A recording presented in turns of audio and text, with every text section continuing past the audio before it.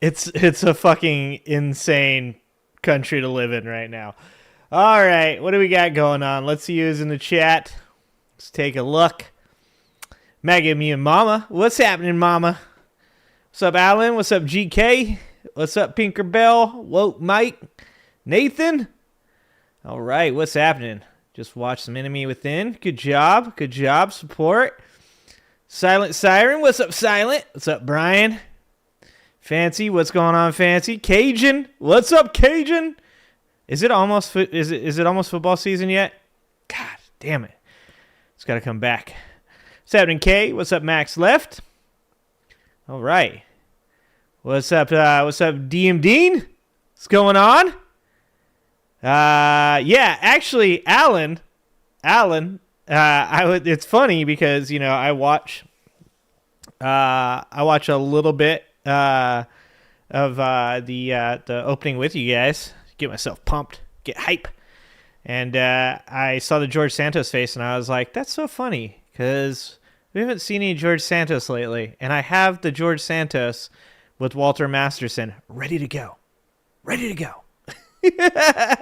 Pants off, mess around us. What's going on?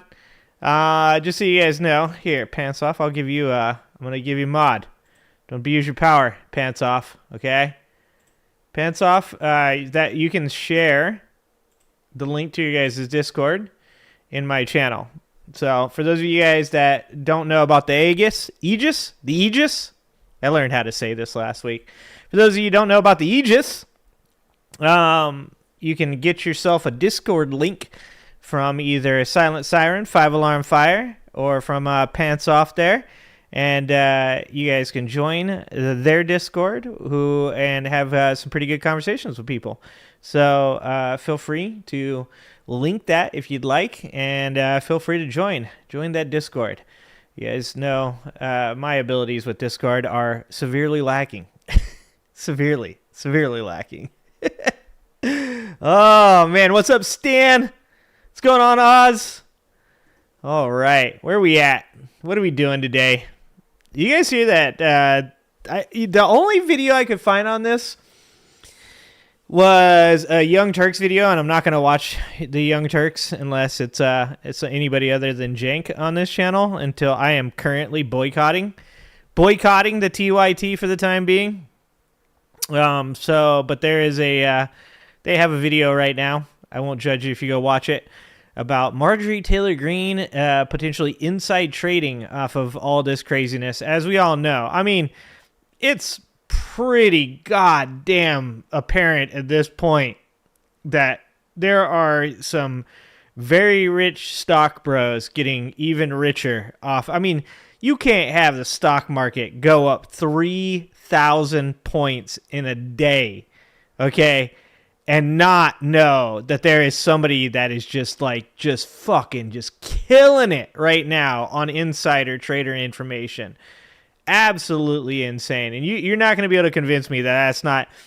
I'm not going to say it's the whole thing they're doing right now, but a big part of what they're doing with this tariffs right now is he is appeasing, in my opinion, appeasing his billionaire boys club by helping them make some money on the side, by helping them get in at that bottom. And probably, look, it's Donald Trump. He probably doesn't mind giving out a little insider trading information on whether or not he's going to pause the tariffs or not. So it just seems like that to me. But anyways, there's a video out right now about Marjorie Taylor Greene doing that. So what's that in my Tish? What's going on? You weren't prepared. Pants off. I mean, the pants are off, okay? The pants are off. You're halfway there. Whoa, you're living on a prayer. But obviously, the other parts of the tariff thing is, you know, the whole, like, we're using it as trade bait and all that stuff.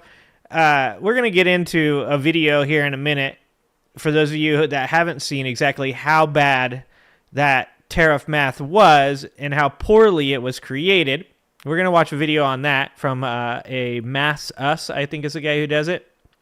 But Yeah, you can, if you're a MAGA supporter, Trump supporter, whatever you want to call yourself nowadays, and you want to say like he's going to use it for negotiation and all that, even if I'm being best faith to you and saying like, yeah, that's all he's using it for, which I don't think that that's all he's using it for, but let's say that's what he's using it for.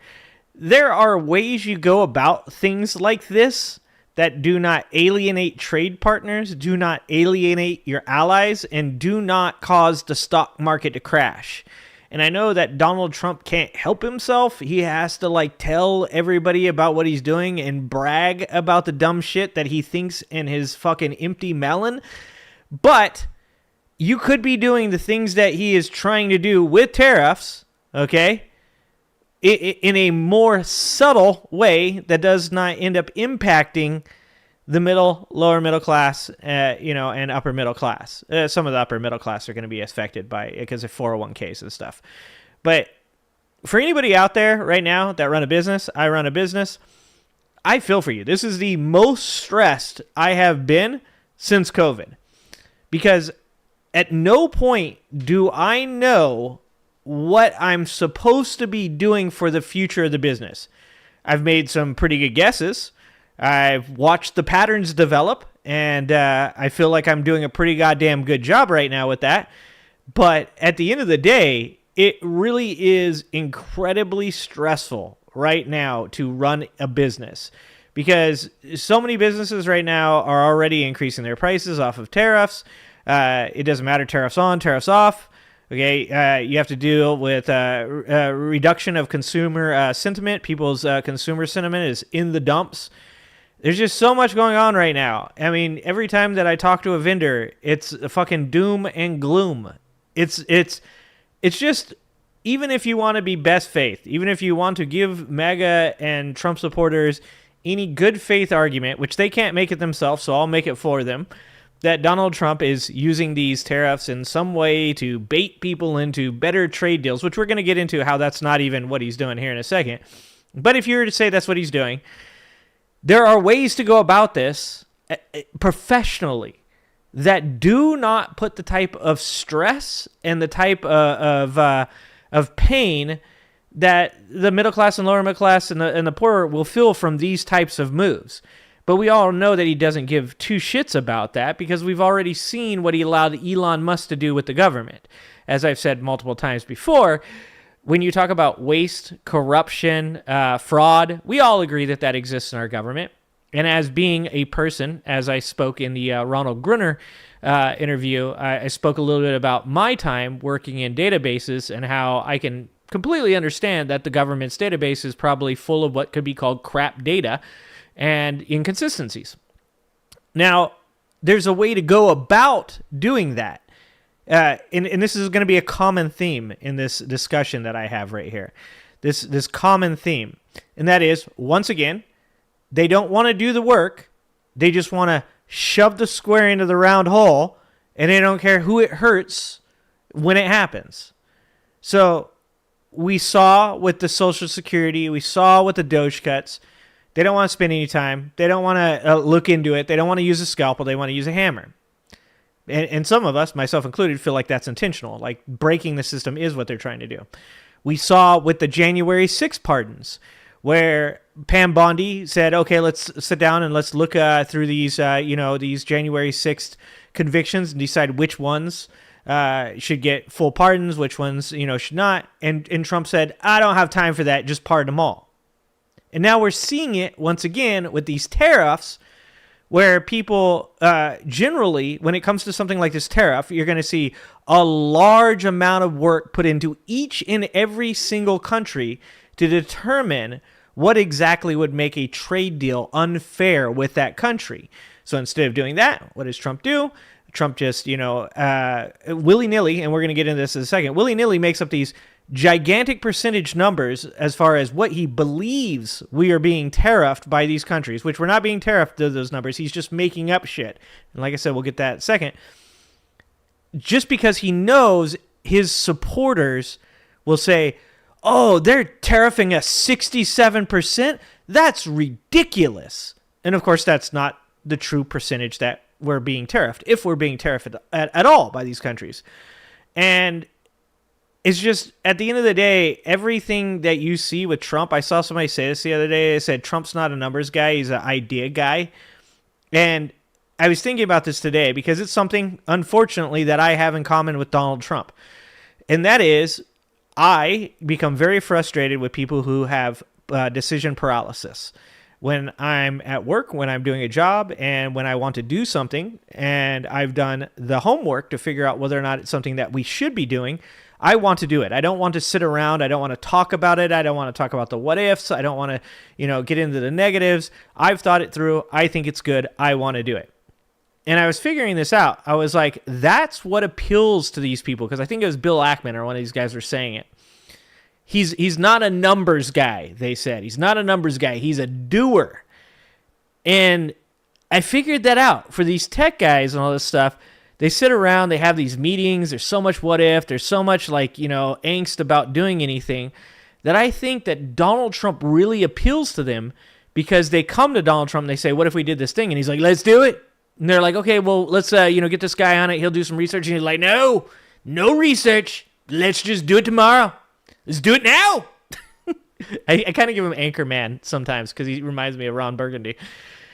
But it's one of these really annoying things, is that so many people have decision paralysis that somebody like Trump comes through and just fucking burns down the country because he's willing to take any risk possible, because he doesn't give two shits about whether or not it works out or not, because he can just tell his fan base that it did work out. And they get all this credit because it's like, wow, he's so authoritative. He's so decisive.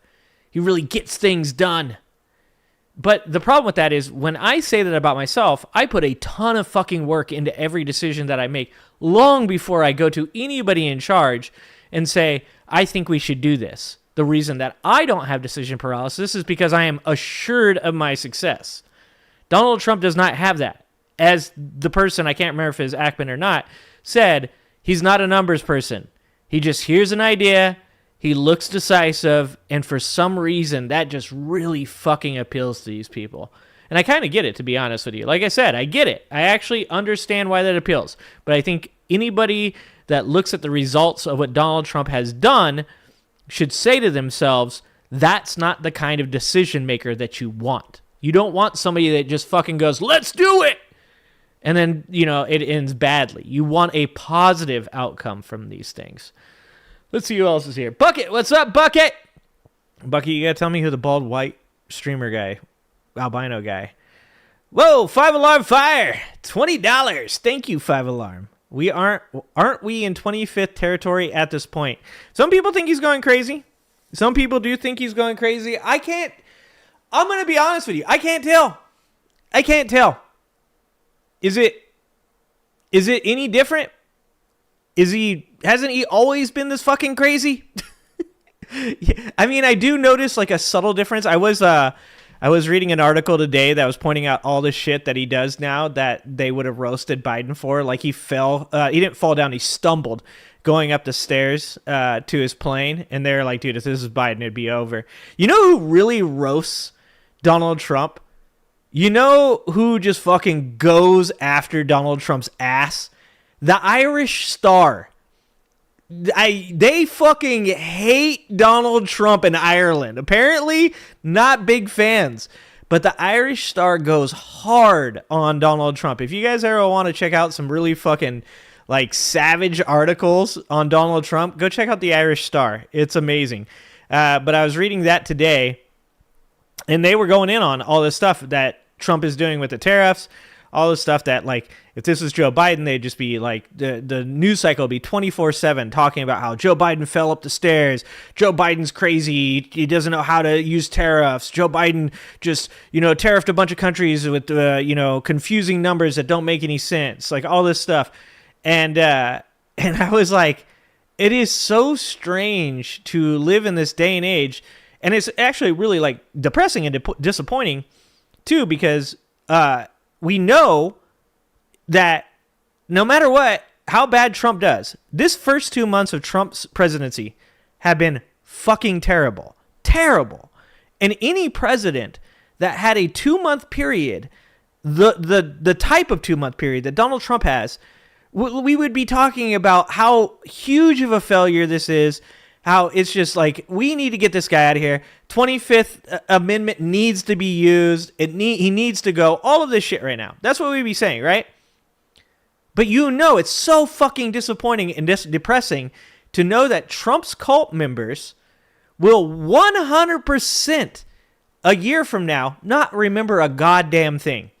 They won't remember a single thing that happened during this time. Not that they care now. I mean, you could ask them about it now. They'd just be like, it's 5D chess, bro. You don't even understand. Like, today, the market rebounded off of the tariff pause, right? And I knew something had happened because I saw it going up. And I was like, he probably paused it. I bet he paused those tariffs. And, of course, that's what it was. Even now, people are sharing those stock charts. Look at how much it gained in a day, bro. Look at how much, dude, Trump. Holy shit, bro. Look at how much.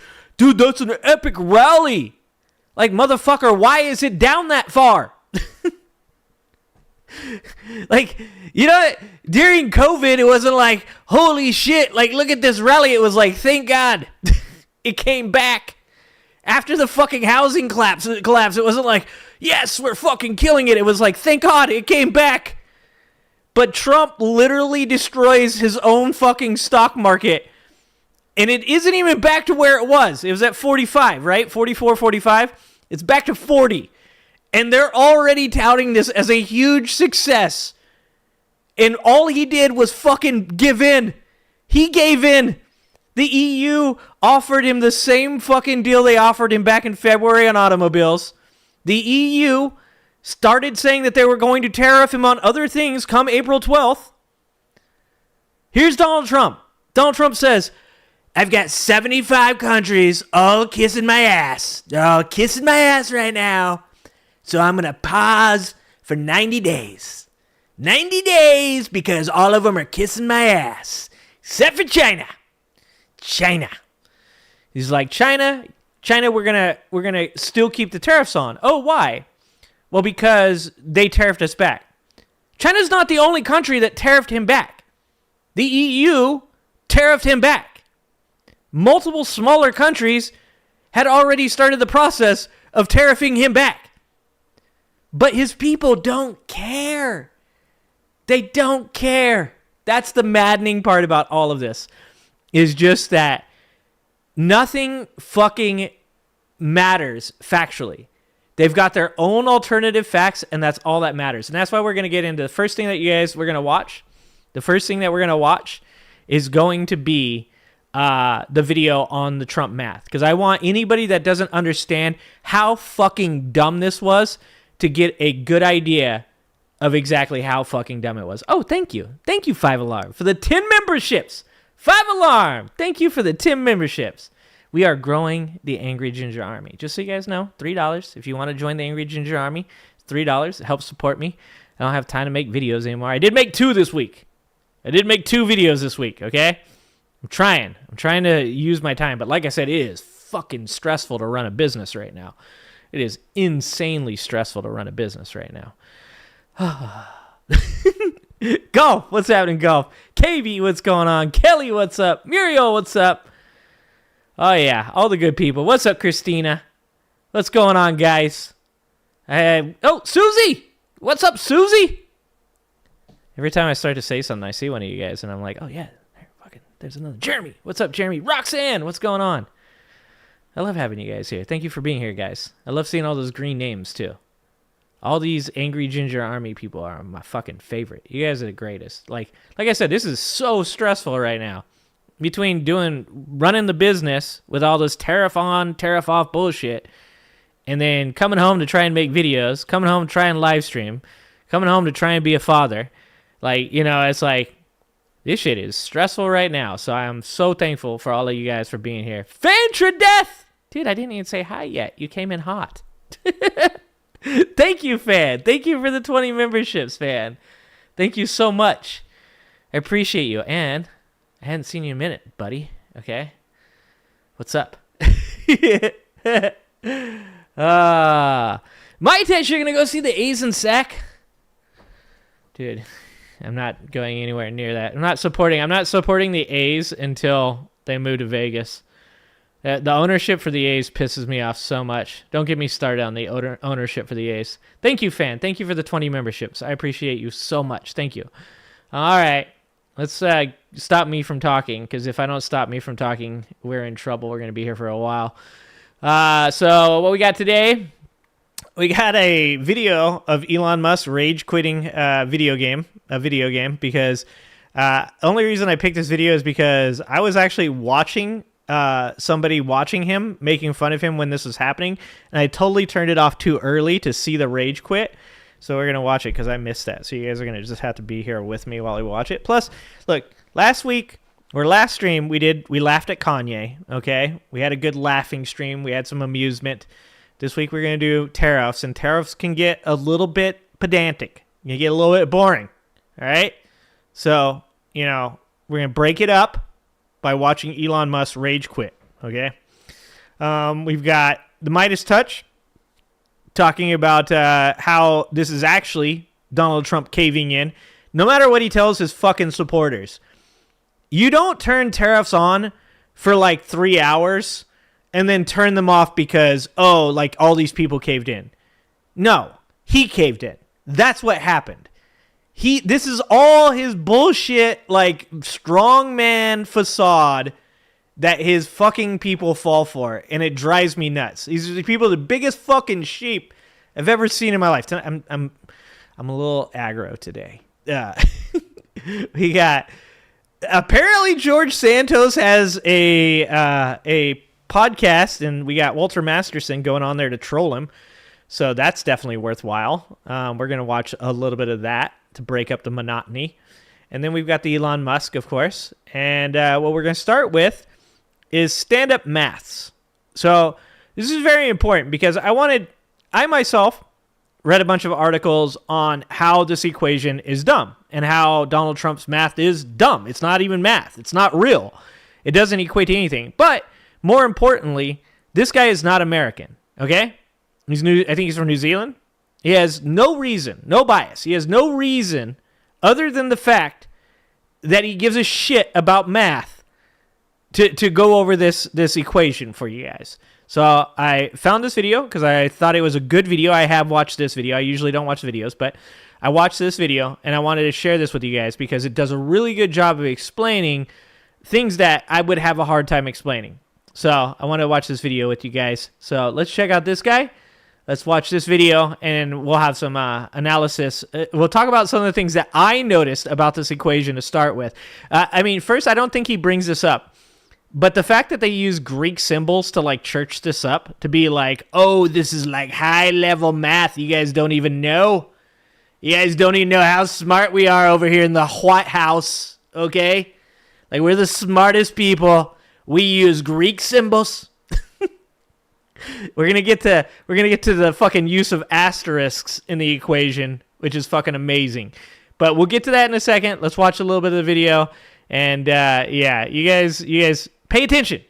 Pay attention to what this man says, because he really breaks this shit down good. This equation, derived and published by the Trump administration, combined with their own numbers, nothing to do with me or anyone else, predicts that there will be over 10% inflation on all goods imported into the U.S. And he's going to break that down and show how that happens. But just so you know, that's like a baseline. The baseline that they predicted with their own math was that, and this is with saying that only a quarter of the tariff would be passed through the customer, which is ridiculous.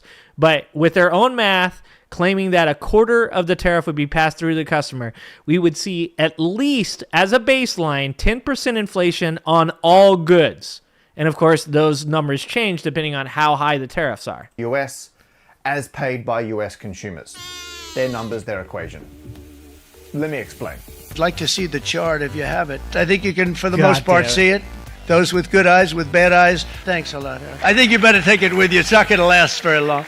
2 days ago, Trump had a big press event to celebrate Liberation Day where he waved around some physical spreadsheets, which obviously caught my eye. And watching the footage, I'm like, it looks like the second column is just half the first column. but with a floor of 10%. So of course I went and found them online, put them into an actual spreadsheet, put in a formula, and yes, the second column is just half the first column, but with a minimum Pay attention, bucket. 10%. I was like, that's interesting. I didn't put any further thought into where those equations come from. I'd satisfied my curiosity for the time. As soon as I started playing math, the Trump she was like, I'm out of administration, here. they know how to get me. They released an equation. They're like, this is the equation of where those percentages came from. And I was like, okay, fine, I'll do it. So I had a closer look at the equation, and I'm now qualified to talk you through it. This equation does indeed calculate all the values in that first column of the spreadsheet Trump was waving around, which means it represents the tariffs charged to the USA, and I quote... And see, this is what I'm saying. When I say that, when you talk to Trump supporters now, these are going to be their facts, right? Their facts from this point on is going to be 67%, 39%. We were being tariffed 84%.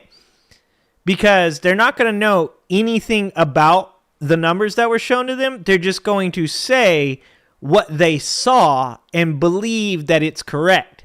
And he's about to show you why that is all bullshit. Including currency manipulation and trade barriers. Can I turn up the volume a little bit? I don't think so. I think that's as loud as he is. He's got kind of a... Here, let's see. What about back here? Maybe this button? That's as high as that goes. He's a little bit low. I'll just not talk. How about that? Here, let's try this. Because you know what's going to happen is I'm going to turn him up and we're going to go to the next video. And it's going to be like through the goddamn roof. Let's try this. How about that? How about that? Tell me if that's better. Except it doesn't. That's not what that is. This is not calculating the tariffs other countries are charging the US. This is calculating the tariffs the US would have to charge other countries in order to get trade balance. For example, last year, Australia bought from the US $34.6 billion worth of stuff. And that's US dollars, not the local dollary dues. Here. Is there no closed captioning? I can't put CC on? I can't even do closed captioning. Wow. We got to talk to this guy about his video production. At the same time, the US only bought $16.7 billion worth of things from Australia. So from the US's point of view, Australia gave them more money than the US gave Australia, to the tune of a $17.6 billion trade surplus. And surplus sounds positive. Just means Australia bought more things from the US than it sold. Now New Zealand is the other way around. Very similar country, I would say. Not everyone would. And Australia bought from the US $4.5 billion worth of things last year. The US, however, bought $5.5 billion worth of things from New Zealand. So that means the US is running a £1.1 billion deficit. Just so you guys know, this is about the time that Trump supporters are like, what? Fuck this. I'm going to go watch wrestling. Jenny, $20. Thank you, Jenny. Thank you so much. $20. I'm like a really ugly stripper up here. A bald, hairy, not good at dancing stripper up here. Thank you for the $20. Thank you so much. Trade deficit, which sounds bad, just means the US bought a lot of, I don't know, New Zealand wine. But let's just say hypothetically it was bad, and the US wanted to balance out its trade with New Zealand, it would need to reduce the amount it imports from New Zealand by 19.6% to get back down to parity. And that is what this equation tells you. On the left-hand side, that triangle is the delta that represents the amount of change. The tau, the T-looking thing, represents tariffs, and the I just means for one specific country. Country I. So, for example, we'll stick with the tariff New Zealand in for now. country. So this means the formula is calculating the change in tariffs the US would have to charge country I, New Zealand. And that is to achieve trade balance. On the right-hand side, we work that out. X is the amount the US is exporting to that country. M is the amount it's importing from that country. So the difference is the trade imbalance, although wrong way around. Get to that in a moment. Yeah. Underneath is where it gets fun. M is still the imports, but epsilon, the E thing, that represents the elasticity of demand for the imports going into the US. So in other words, when you have inflation, you tend to have less demand, right? And when you have, or more demand, sorry. When you have inflation, you have more demand. So the easiest way to explain inflation is too much money chasing too little product, right? And deflation would be the opposite. It would be too little money chasing too much product. So that's how, like the easiest way to explain inflation. Like a lot of people don't understand what inflation is. And inflation, the reason you had inflation during COVID was because we had all the stimulus money. That's on purpose. You're actually trying to inflate the economy because you want it to run hot. You want people to be purchasing products because then that keeps people employed and also keeps us exporting product, right? So when he talks about elasticity just means which way it goes, whether or not the demand goes higher or lower, how far in that spectrum it comes back and forth, like a rubber band. Gnome Dome, $10. Wrap that beard around the stripper pole. I think it'll make at least twice. I could get it around twice, I bet. Let's see. Fan says, the only reason they use a derivative like that equation is to obscure the truth and make it look like they know more than you do. Yeah, of course. Like that's what I'm saying is they don't need to use any of these symbols, right? Like they could have just explained this formula in a very like simplistic manner, which would have appealed to Trump supporters, right? But they don't, because instead this is the party of symbolism over substance. So, as always, they prefer shock and awe to ever any kind of substance.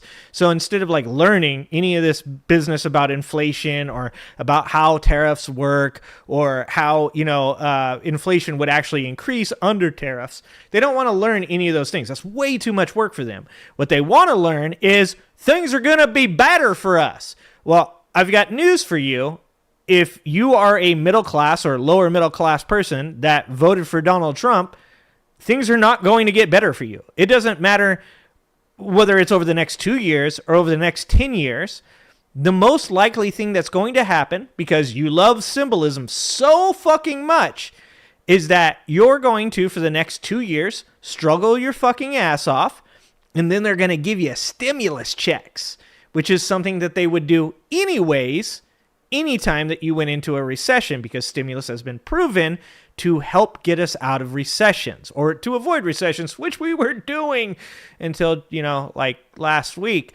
But if you think that this whole plan by Donald Trump to level out and make trading more fair throughout the globe is somehow going to benefit you as a middle-class person because it's going to drive down the price of groceries or it's going to drive down the price of gas or the price of eggs.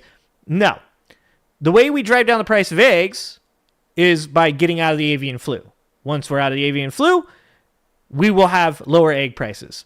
The way that we get to cheaper gas is going to be by solving the issue in Russia and Ukraine. The way that we have cheaper groceries is going to be by creating a surplus of antitrust lawsuits, an excess, I would say, maybe not surplus. I'm using surplus because of this video. An excess of antitrust fucking litigation against price gouging grocery stores. Because here's the thing. Once they get you to pay $5 for gasoline, when it goes down to $3.50, you're like, holy shit, it's so much cheaper now. But it's never going to be $2 again because they've gotten you to pay $5 and they know that your reaction to only paying $3.50 is, wow, this is so much better. So the same thing goes. Like with eggs. This time last year, eggs were, I think it was about $2.15 a dozen, right? So now what you have is Trump supporters going, no, the price on eggs is coming down. The price on eggs, still on average, is over $4.50 a dozen. So they've got you. They've got you to the point where you're now saying to yourself, $4.50 isn't that much for eggs. They used to be 10. And that's the same thing that's going to happen with groceries. Here's another thing that people don't realize. Do you think that shrinkflation is all of a sudden going to do the opposite? Do you think all of those boxes of Cheez-Its and jars of salsa and bags of chips that they took from 5 ounces to 3.5 so that way they didn't have to change the price, so that way you thought you didn't get a price increase? Do you think that all of a sudden those bags and boxes are going to get bigger again? Do you think that the prices on those products are actually going to go down? No, they're not, because they've already gotten you used to it. So the way that you deal with elevated grocery prices is by creating watchdog committees like the one that Elizabeth Warren was a part of, where you go in to these grocery stores like Kroger's, who wants to use AI fucking face recognition, who readily admitted through an executive that they were price gouging people on eggs during COVID. If you don't believe me, look this shit up. I'm not afraid. Go look it up. The way you deal with grocery stores charging insane prices is by having watchdog committees that go in and make sure that people aren't being price gouged during times of crisis. That's how you do it. It has nothing to do with Donald Trump and his trade war. That enriches Donald Trump and his rich-ass friends. It does not help you. You will be in the same place you are now 10 years from now. And it doesn't matter what the fuck Donald Trump... If Donald Trump is wildly fucking successful, if he literally turns every country in this fucking world into the vassals of America, which is what he wants to do. Don't get it wrong. That's what he wants to do. The reason he's abusing his trade partners is because he does not see them as equals. He wants them to be vassals of America. Even if he succeeds in that, you don't benefit. You get one more loaf of bread. You get one more tank of gas, but you don't get to be wealthy. So keep that shit in fucking mind. All right, let's go back. Because this is amazing. Importing to that country. M is the amount it's importing from that country. So the difference is the trade imbalance, although wrong way around. Get to that in a moment. Underneath is where it gets fun. M is still the imports. But epsilon, the E thing, that represents I like talking about the groceries. elasticity I know a lot about groceries. of demand for the imports going One into thing the I know US. a lot about. And the phi symbol, that represents the price So here you go. pass-through. And he's going to get to this in a second. Remember, Trump told you people don't pay for tariffs. Other countries do. But they literally have a price pass-through symbol in the equation. They are looking to how much the price pass-through is going to cost customers, while at the same time telling you that customers don't pay the prices. That's fucking insane. $5. Fantradet, thank you so much. We're never getting rid of the bird flu. They shut down the CDC. Things like smallpox are sitting in former CDC labs with no oversights. Fan, dude. Oh my God, fan. That is very spot on. As far as the avian flu goes, it was never going to go away. Like, that's the thing that people don't get, is the reason that vaccines are such a great thing is because we build up herd immunity, which makes us less likely to contract the virus because the majority of people in our society are less likely to contract the virus. Obviously, vaccines are never 100% effective. It's about herd immunity. And in 2000, we didn't have measles anymore. Now they're back. Thanks, guys. That's great. Fucking freedom freckles right around the corner. When it comes to the avian flu, as I did that interview with Ronald Grunner, we went over the history of viruses and how all of these viruses come from a singular place and how they've mutated and became new viruses as they make their way into different pigs, birds, cows, just camels. If you guys don't know about MERS, M-E-R-S, that's the Middle East Respiratory Virus Syndrome. But it's in the Middle East and it gets into camels. In fact, at one point or another, the Middle Easterners were told to stay away from their camels because the camels could have the virus and not to come in close contact with their mouths. And in response to that, they took Instagram photos of themselves kissing the camels, and something like 1,600 people have died over the last decade from that disease because of dumb shit like that. Yeah, we really don't actually deserve to live at this point. Like, we can't help ourselves. But good point, fan. That's actually a really good point, fan. All that stuff being left alone with nobody to watch. When I brought this up to my boss today, I like to have these conversations with my boss, and I was like, have you seen the equation? And he's like, I'm like, who the fuck wrote that? And he's like, there's nobody. He's like, they fired everybody, dude. There's nobody. And he's right. No one wrote this shit. This was probably produced by ChatGPT. Big balls probably put in how to balance the trade deficit with the rest of the world for America, and ChatGPT, or probably actually Grok. Grok probably said, here you go, bro. Thanks, big balls. Of tariffs. That's a ratio of how much of the costs are passed on. Okay, so we'll break it down with an example. Let's say the US is importing a bottle of wine from New Zealand that would normally sell for, I don't know, $100. And the reason it's $100 is tariffs are currently 0%, that's our baseline, and demand is 100%. But then tariffs go up by doubted tau, let's just say 20% for argument's sake. How much is that going to change the price? Well, that depends how much of this increase passes through to the customer.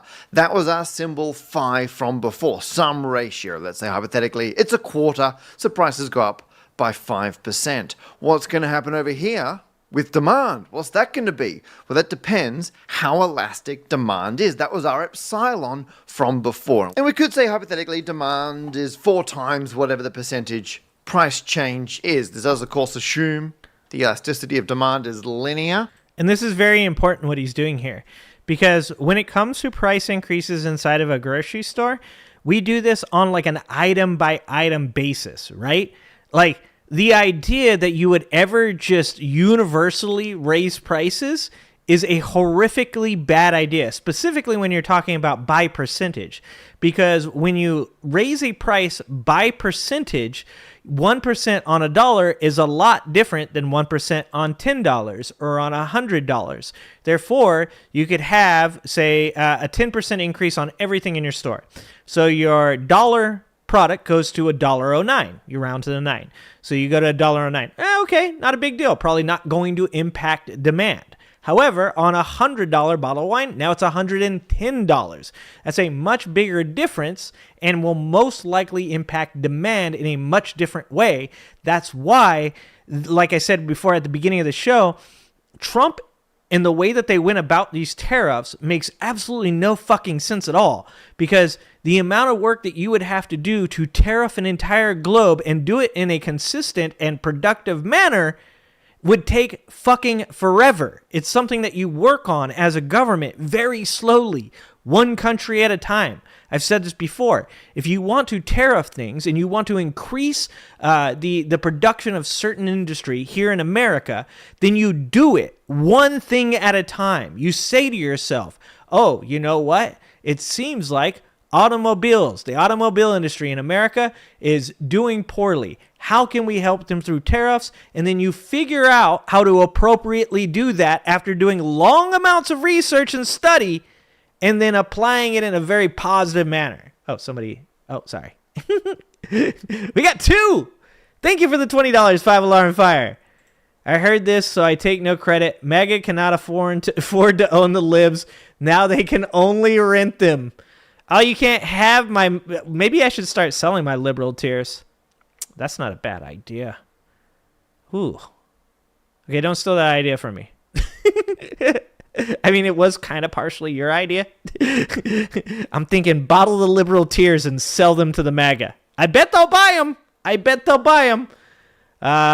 you for the $5, fan. Bird flu keeps coming back because it's endemic in the birds. When they feed the pigs, the birds crap in the feed troughs and the pigs catch it. It's also because wild birds, so no matter how much Mega tells you wild birds don't get avian flu, they're regarded. well regarded, okay? Because wild birds, when they fly over the coops of the chickens, also shit on the chickens' coops and also spread the virus that way as well. It's the same reason that farmers have realized that they can get sick by tromping through the shit and then tracking it into their homes. This is like, it's just too much. It's like all this shit, like it's all too much for them to fucking understand. It's too many words. It's too many numbers. It's like everything that they want to believe has to be reduced down into bite-sized chicken fucking nuggets, or else it's just not real. Like their brain can't wrap around it. Anyways, what up, Redonk? What's happening? The Mango Menace doesn't care about your math. I know that. I'm well aware. All right, back to the math. I look B. Well, that depends how elastic demand is. And somewhere out there right now, there's some fucking MAGA dude watching this video right now being like, this guy doesn't, what does he know about prices of wine? Yeah, I literally buy wine as one of my jobs. So I know a little bit about, I know a little bit about grocery prices and tariffs. I've got 20 years working in the grocery industry, but I'm sure there's some fucking dipshit out there right now that's watching this going, this guy doesn't know anything about it. I watched a YouTube video. I watched a video about it, said Trump was smart. Trump's doing, he's playing 5D chess. 5D chess. Does this guy know? God damn it. Sorry. I'm changing the voice. That was our epsilon from before. And we could say hypothetically demand is 4 times whatever the percentage price change is. This does of course assume the elasticity of demand is linear. I looked up a much more complicated model from a research paper. There's your demand curve, and you got 2 different supply curves because there's what. So take a look at this graph he's got here, right? This is the type of like mental math you're doing when you're determining where you're going to put a product in a store, what shelf you're going to put it in, whether or not it's a product that's still favorable, or if it's a product the reason its sales have dipped is because it's out of favor, right? Like, just placing a product in a grocery store, I do more math, more research, I do more thinking about what I'm going to do with that product than Donald Trump did to tariff the entire goddamn globe. That's how dumb this is. God damn it. The manufacturer actually getting, and then there's peanut. What the consumer's seeing. We used to have a girl that called it peanut nar. Tau, we move to this point over here, and you can say it's linear, but what they've done is a bit of a oversimplification, and that's going to be a theme. But we should now just remind ourselves what we're trying to do. If you take all of your imports and subtract your exports, I'll see what I can do about that. That's your trade deficit. I messed up on the clip channel. If you divide channel, that by the imports, I need to that's the create a percentage new clip imports channel. have to go down. This is the reduction in demand required. Oh, and that's what we've just worked out here. So there's our equation. And if you move the fine epsilon under here, rearrange it like that, this is exactly what the Trump administration were using. But of course, it's much more complicated than that. The diagram I showed you before is actually from a paper that looked at what happened after Trump's 2018 tariffs. Joint publication between the Federal Reserve Bank of New York and University's Princeton. And if you don't remember, one of the tariffs that he ran was Whirlpool washers, right? So Whirlpool, I want to say it's Whirlpool. I could be wrong about who it was that went to him, but an American manufacturer went to Trump and said, here's $15 billion, make the tariffs go up on other people. That's made up, but I bet it's probably pretty close. So anyways, he decided, okay, we'll tariff these washing machines that are coming from like Samsung and places in Japan, right? So, in South Korea, because South Korea is really big on all that stuff, right? So he increases the prices of washers. So this is one of the places when people say things like, oh, well, the tariffs are only going to be on this, so that's going to go up and other things aren't. That's not how tariffs work. That's not how pricing works. That's not how business works. When those washers went up in price, as they did go up in price, the dryers that are generally sold along with them, even though they're not tariffed, went up in price as well because they know most people buy washers and dryers at the same time. So once again, these corporations recognize that when tariffs like this happen, so think about this. He puts tariffs on, let's say, Vietnam. Let's say the tariffs on Vietnam stay. So footwear coming from Vietnam goes up by 46%. Other companies will raise their prices by 30 to 35% because the new cost for that pair of shoes that they can charge somebody will be just under whatever the Vietnamese... So if you're getting Nikes from Vietnam and you're paying $150, right? And it goes up by 46%. So somewhere $195. Let's just say $195. That's not how much it is, but let's just say it goes up to $195. And then you have Reeboks that at the time that Nikes were $150, they were $130. More likely than not always, but more likely than not, those Reebok shoes will now be $160, $170. Why? Because it's price competitive. Because you will see the $200 pair of Nikes go, holy shit, those tariffs on Vietnam have really changed the price of those Nikes. And then you'll look at the Reeboks and you won't know where the fuck those Reeboks came from. So you'll be like, oh, I guess the price went up on those as well, bro. This is how the middle class stays poor. This is how the wealth gap continues to widen. By fucking billionaires playing games just like Donald Trump is playing right now to enrich him and his buddies and leave you down on the bottom working in fucking factories. And Colombia. And this is the kind of detail you want to go into when you're bringing in tariffs. Look at this analysis. It's factoring in other things like how the price is going to change relative to demand. It's looking at possible this is a type of information you need. This is what you should be doing for one fucking when you're thing. Planning tariffs to impact your economy. This level of detail. And we know they didn't put in that detail because on the office of the United States Trade Representative page, they give all their working out and logic behind it. And there is our equation. And there is none of the detail we would like to see for something this complicated. It's one page compared to a fucking that actually pamphlet. It would be very complex. I mean, if not impossible to do exactly, and that's true. Yeah, I agree with that. But with the insider trading, they just don't bother. Yeah. They just decide to proxy it by this equation. Now, I've seen the discussion online that maybe this was generated by ChatGPT or something like that. I can't comment on that. I have a video on that if you'd like to watch it. The economics behind it, but I can talk about the maths of the equation. For a start, the M and X are the wrong way around. You should be subtracting. Yeah. So just to fucking begin with, the very first part of their equation is incorrect.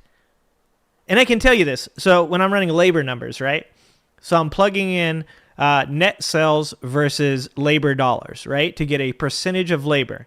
If I do that equation and I do the one that's wrong before the one that's right, that should be first, I will come out with like a 77%, right? I immediately know there's something wrong with my math because I see the equation. It's obvious I'm not running a 77% labor. So immediately I go, oh, shit. I inverted those two. I need to put one on the other side of the other. Then it goes down. Okay, now I'm somewhere between 10 and 13%. All right, I feel good about what I'm doing. But I know that because I run the equations. I check them. They did not check this? The government of the United States? The fucking global superpower that drops nuclear bombs on people? Didn't check to see if the equation actually works? No, of course they didn't. Exports from imports. So this, it's just technically a negative coefficient they've put in there, but also at the same time, they've said epsilon is less than 0, which mathematically is very funny because epsilon normally means something else. But in this context, maybe that means demand goes down when prices go up, and so that would kind of cancel that. It's just all very odd. And there's one more None thing of it that makes really sense. bugs me. Hey, Editor Matt, can you crop me down and move me right over? By the way, later they claim that epsilon equals 4. Excellent. There's these. So they're fucking wrong about their own math. So here's the thing about an asterisk in mathematical notation. It's not how you would write multiplication. We understand it to mean multiplication, but that's because sometimes if you're using a keyboard or a number pad or something that hasn't got a multiplication sign, you use the asterisk as like a replacement to mean multiply. So actually in Excel, you'll use an asterisk to represent multiplication, but it's only really used in terms of like data entry. You use it when you're telling something to multiply. You never use it as a symbol to represent You would never write that out in we an have equation. the multiplication sign. Or some mathematicians obviously get quite lazy, so you'll see in more advanced maths, you won't use the multiplication sign anymore. You just place put them next two to each other. characters next to each other. Or you'll use a dot. Very rare. It's very odd to use asterisks to represent multiplication when you're typesetting maths, which is what they're doing here. They're trying to show people what the formula is. They should just have them next to each other. I don't know why they've done. It's like because they don't know anything about math. At the end of it, drawing in the cursor.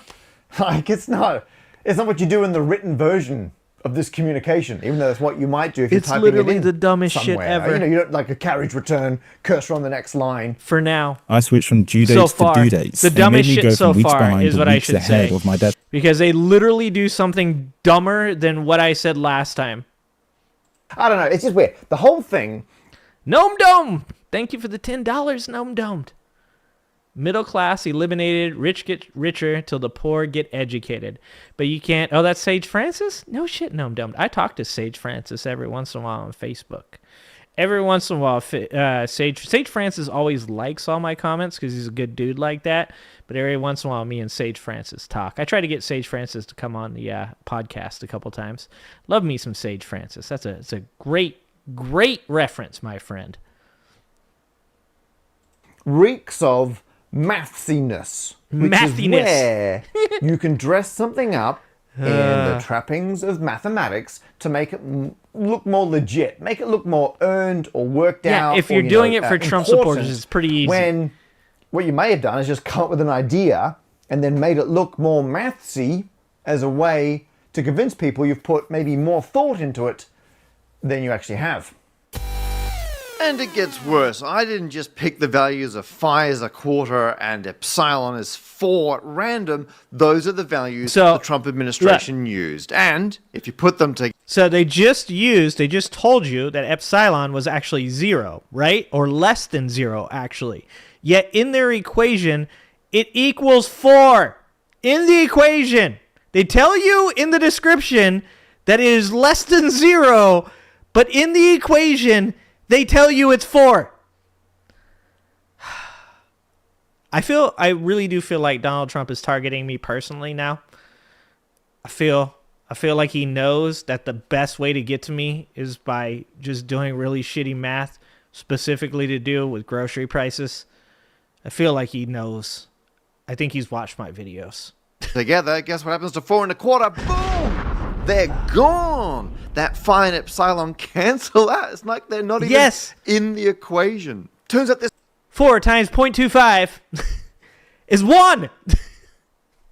It literally cancels itself out. Is just the trade deficit as a percentage of imports. That's it. It's that simple. It's not. It doesn't even need to be there. It's not applied consistently, and I know that because I looked up the data. Of course, I wanted to check everything for myself, so I went onto the government website to get the exact import and export figures for every single country that was in those first 2 charts I put in the spreadsheet. And thankfully, each page for those countries, there's a section at the bottom which follows a very similar format. So I pasted all of those into a text document. Yeah, Max. The fact that they're even saying that the company would eat 15 of the $20. So the percentage of your margin that would be eaten up by the tariff by itself is insane. No company is doing that. Maybe Costco. Costco might do it. But there's no way it's going to be 0.25. No consumer is going to pay 0.25. Sure, in a competitive market, some corporations will eat a certain percentage of the tariff, for sure. But that's going to be completely dependent on how competitive each market is, right? And once again, like I said, if they can take margin in other places, then they're going to potentially take more of the tariff hit. But they're going to use the markets that aren't affected by tariffs to raise prices, because this is how it works when you have a corporation that has shareholders. if they make $250,000 in profit per quarter and it goes to $195,000 per quarter, they lose shareholders. People say, oh, it's not going up. Fuck this shit. I'm out. That's how it works. So just like with eggs.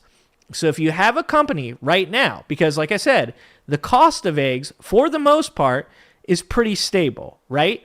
It isn't like fluctuating super crazy like you've seen as far as grocery prices, the on-shelf egg prices cost, right?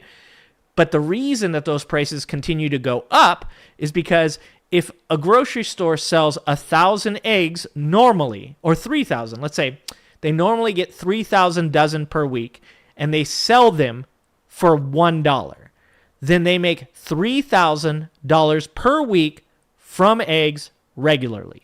Now, because of the bird flu, they only get 1,000 eggs per week. Do you think they only make $1,000 now? No. They triple the price to make sure that they still make $3,000 per week because they must show growth to their shareholders.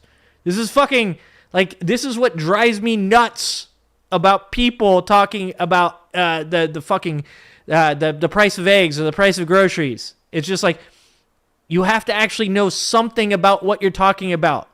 And when you talk about tariffs, you need to know something about what the fuck you're talking about. And Donald Trump doesn't know anything about tariffs except for that he thinks it's the most beautiful word. It's a beautiful word. Groceries? You might have never heard that word before. I did. It was amazing. Groceries. It's a beautiful word. It means a lot of things in a bag. Jesus Christ, we're so fucking cooked. I could have done some kind of complicated scraping things, but for 50 entries, it was quicker to just do it manually. Groceries. Because the sentences had all been generated algorithmically from their data, they were all very, see what very this similar. dude is doing? So I could use find This is what you're supposed to do. Bits and turn them into tabs, which meant that I could paste them into Excel. You got some a little bit of nice tidying up. Congrats. And there were 4 countries I couldn't find the data for, like Serbia and Tunisia. And Walmart's, a low I then margin had company. all the data, official government data, from the same department as the equation for 46 of those countries. It means I can now go through here. This has got all the countries in the order they appear on You need to those format printed out those charts. E's. It's got the 2 numbers that were printed on the chart. I then over here have the import amounts from 2024 in US dollars and the export amounts in US dollars. I can then work out the deficit fraction, which is the percentage we need to get it down by. And over here, I've then predicted what it should be based on their formula. And next to it is what's actually on the page. And if you have a look, a lot of these are very similar. But wait a minute. What's going on here? Negative 17 and 10. I'm going to reorder these and sort them by that deficit fraction from smallest to largest. I wonder why. Because we have surpluses. Here, these are the countries where the US is running a trade deficit. And as you can see down here, it matches perfectly. It's often off by 1%, but not always in the same direction. So there's some rounding going on. Once again, though, somewhere. these numbers are completely made That's up. fine. But down here, Completely made up. these are the runs where the US is running a trade surplus, not a deficit. And so this is where the US are getting more money in than they're sending out. And all of these... Yes, because like I was just saying, you don't judge the health of a country's like tradability off of individual countries. You base it off the totality. Like in a grocery store, or let's just use a department to as an example. One department. We'll take the refrigerated department. In a refrigerated department, you're going to most of the time run what's called signpost items. Those are items that people generally remember the price for, right? So most people can remember something like up to 7 prices, and those are the things that they purchase all the time. So you want to keep usually your egg prices. You want to keep your milk prices down, your egg prices down, your bread prices down. So in a dairy, you're keeping your milk and eggs. The reason you're keeping milk and egg prices down is because those are the prices when people go to other stores that they remember, and they'll remember, oh, it's more expensive at the store, or oh, it's cheaper. Now, to be able to do that, to be price competitive with other stores, most of the time you're going to run those products at either a loss leader or close to loss leader. Loss leader being something that you potentially lose money on or make very, very little off of. The way that you balance that out is by finding other items within the dairy that people will purchase that they will not specifically always know the price of. So let's take like a goat cheese, some kind of high-end goat cheese. You can make a higher percentage margin off that goat cheese because people come there to buy your milk. While they're there, they buy their expensive goat cheese.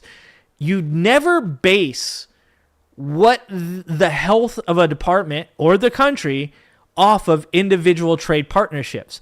The reason that when all these people say this shit, America's been abused, America, blah, blah, blah, fucking all this dumb shit they say, that's not completely true. There are specific examples where that is true, but it is not as a whole true because you don't base America's ability to trade and what we do and how healthy our country is off of individual trade agreements. We base it off of the totality of all the trade agreements. That's why you have a negative 260% deficit with someone like the United Arab Emirates, right?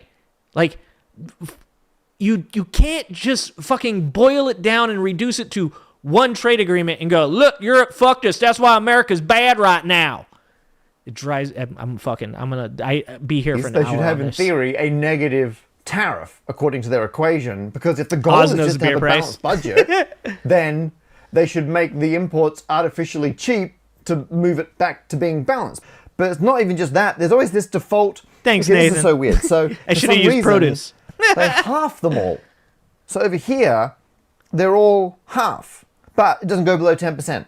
So what's interesting is 17 halves to 10, 20 halves to 10, and then 30 halves to 15. And from then on, you get the halving effect. And that half amount is apparently here the USA discounted just even the way he words tariff. things. So, I mean, it's like signpost shit. It's what they'll remember. Equals 4, phi equals a quarter. But they're numbers that have come out of nowhere.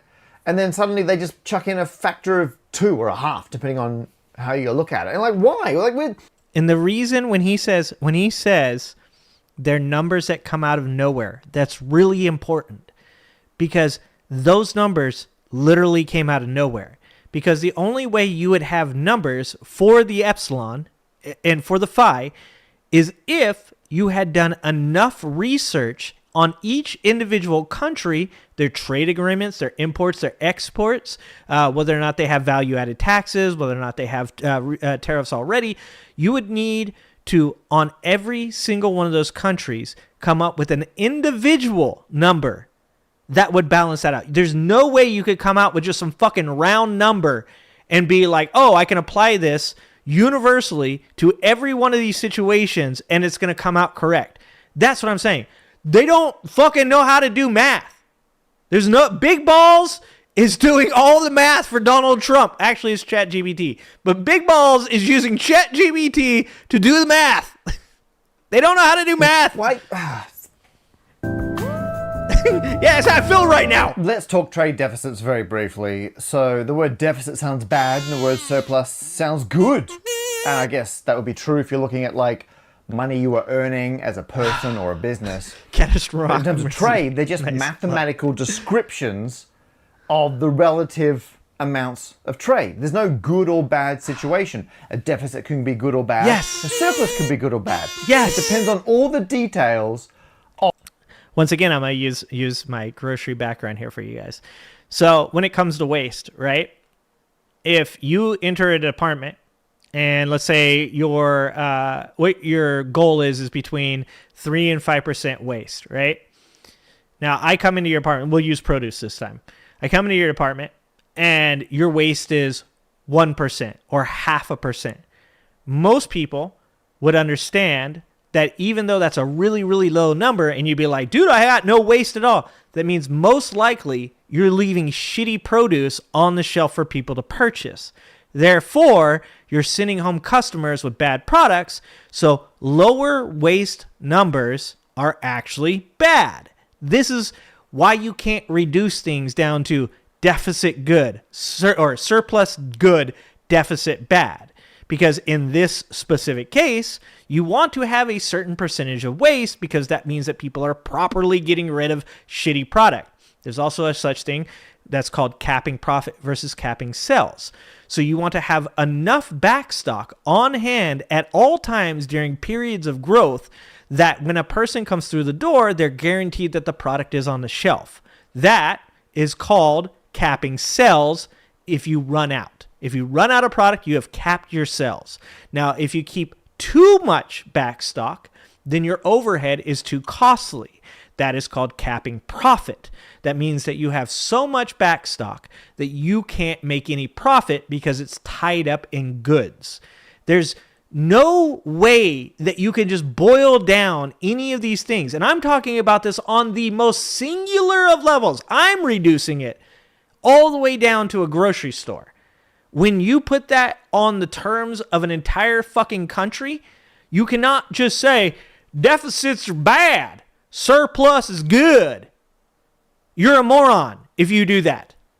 Because if you do not understand all the complicating factors that go along with those numbers and what makes them good or bad, then you don't have a fucking voice in this conversation. And Donald Trump doesn't know any fucking numbers. As that guy said, he's not really a numbers guy. He's more of an idea guy. Of what is being imported and exported and the wider economy. Am I being a substitute teacher up here?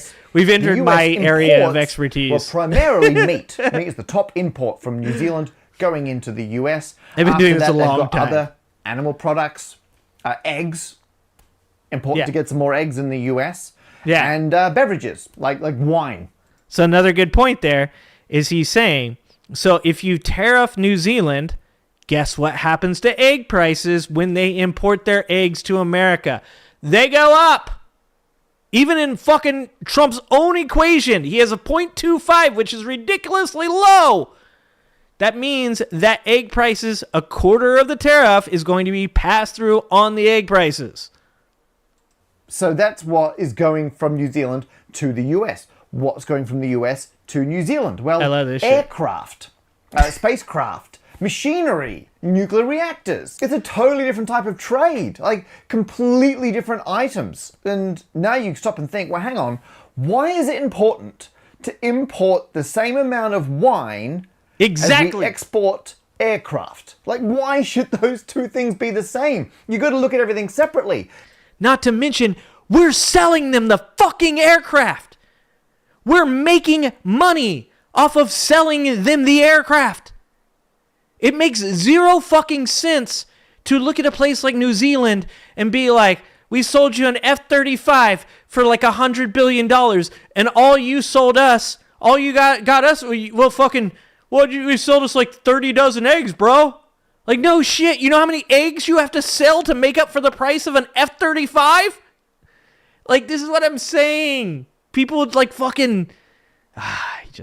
Anyways, I'm going to stop You might now. think, well, hang on, the wine imports make a difference to our local wine production. And maybe there are reasons to have tariffs to fine-tune your local wine production. Or maybe in terms of exporting that is what Fan is saying aircraft, is what they're doing. If It you is want to encourage accelerationism. That's what they're doing. US manufacturing, then that's good. You want to be selling more. I'm just saying, it's not as simple as surplus good, deficit bad.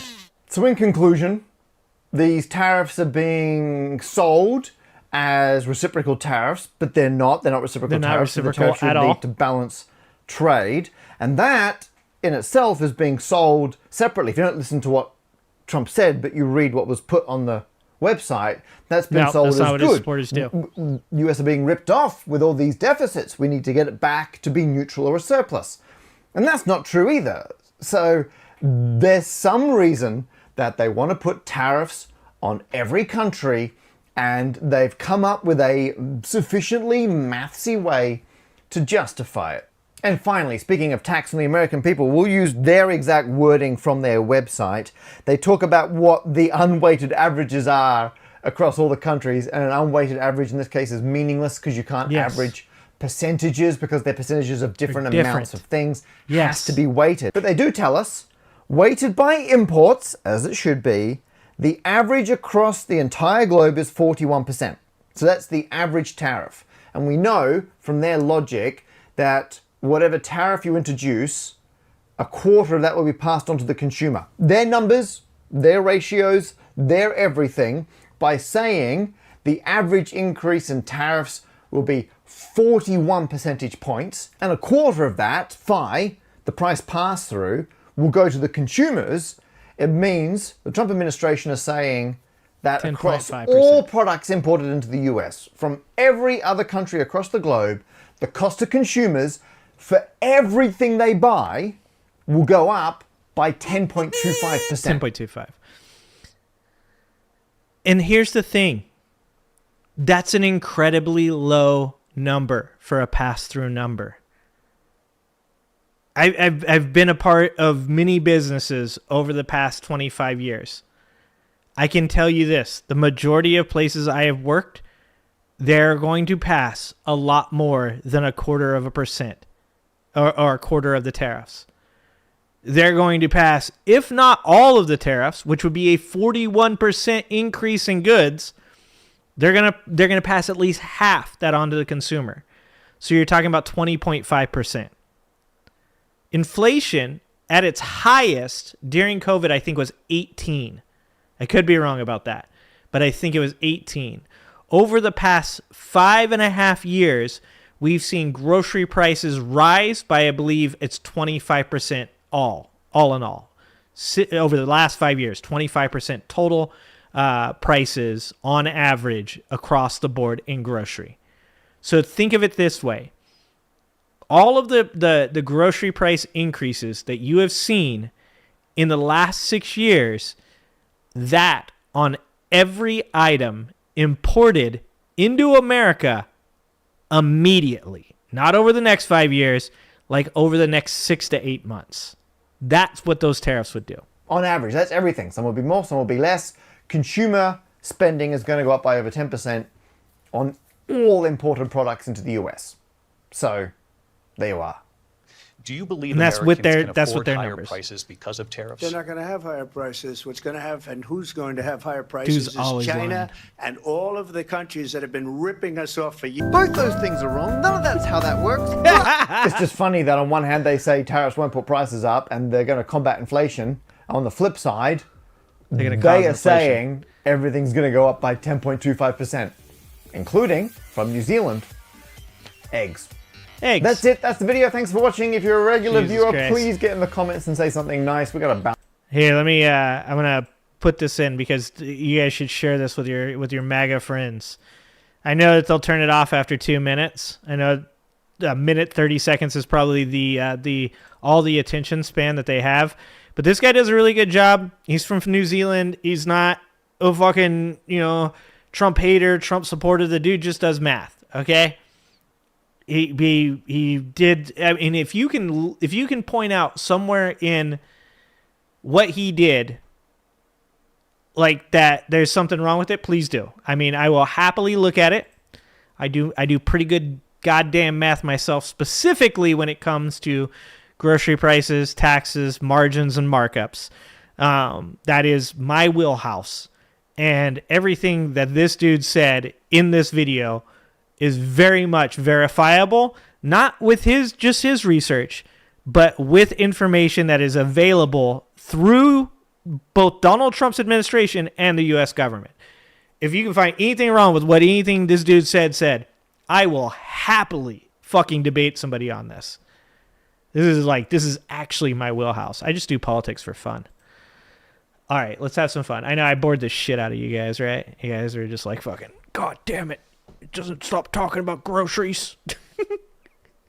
This is what I know, though. This is like I said, this is my wheelhouse. That's why it drives me nuts. Because I'll say you're wrong about X when it comes to tariffs, taxes, grocery prices, egg prices. And I'll literally have a Trump supporter that's like, you don't know shit. And I'm like, oh, okay, why don't I know anything with my 20 years of experience in the industry? Benny Johnson said, oh, Benny Johnson? Oh, has he been in the industry for 20 years? Okay, my child, that's not my child dying. That's my child fighting with my other child, just so you guys know. That's what they do when they see each other. Wife! Calm those children down. If you guys can hear it. Every once in a while I hear my little Chiweenie dog fucking barking too.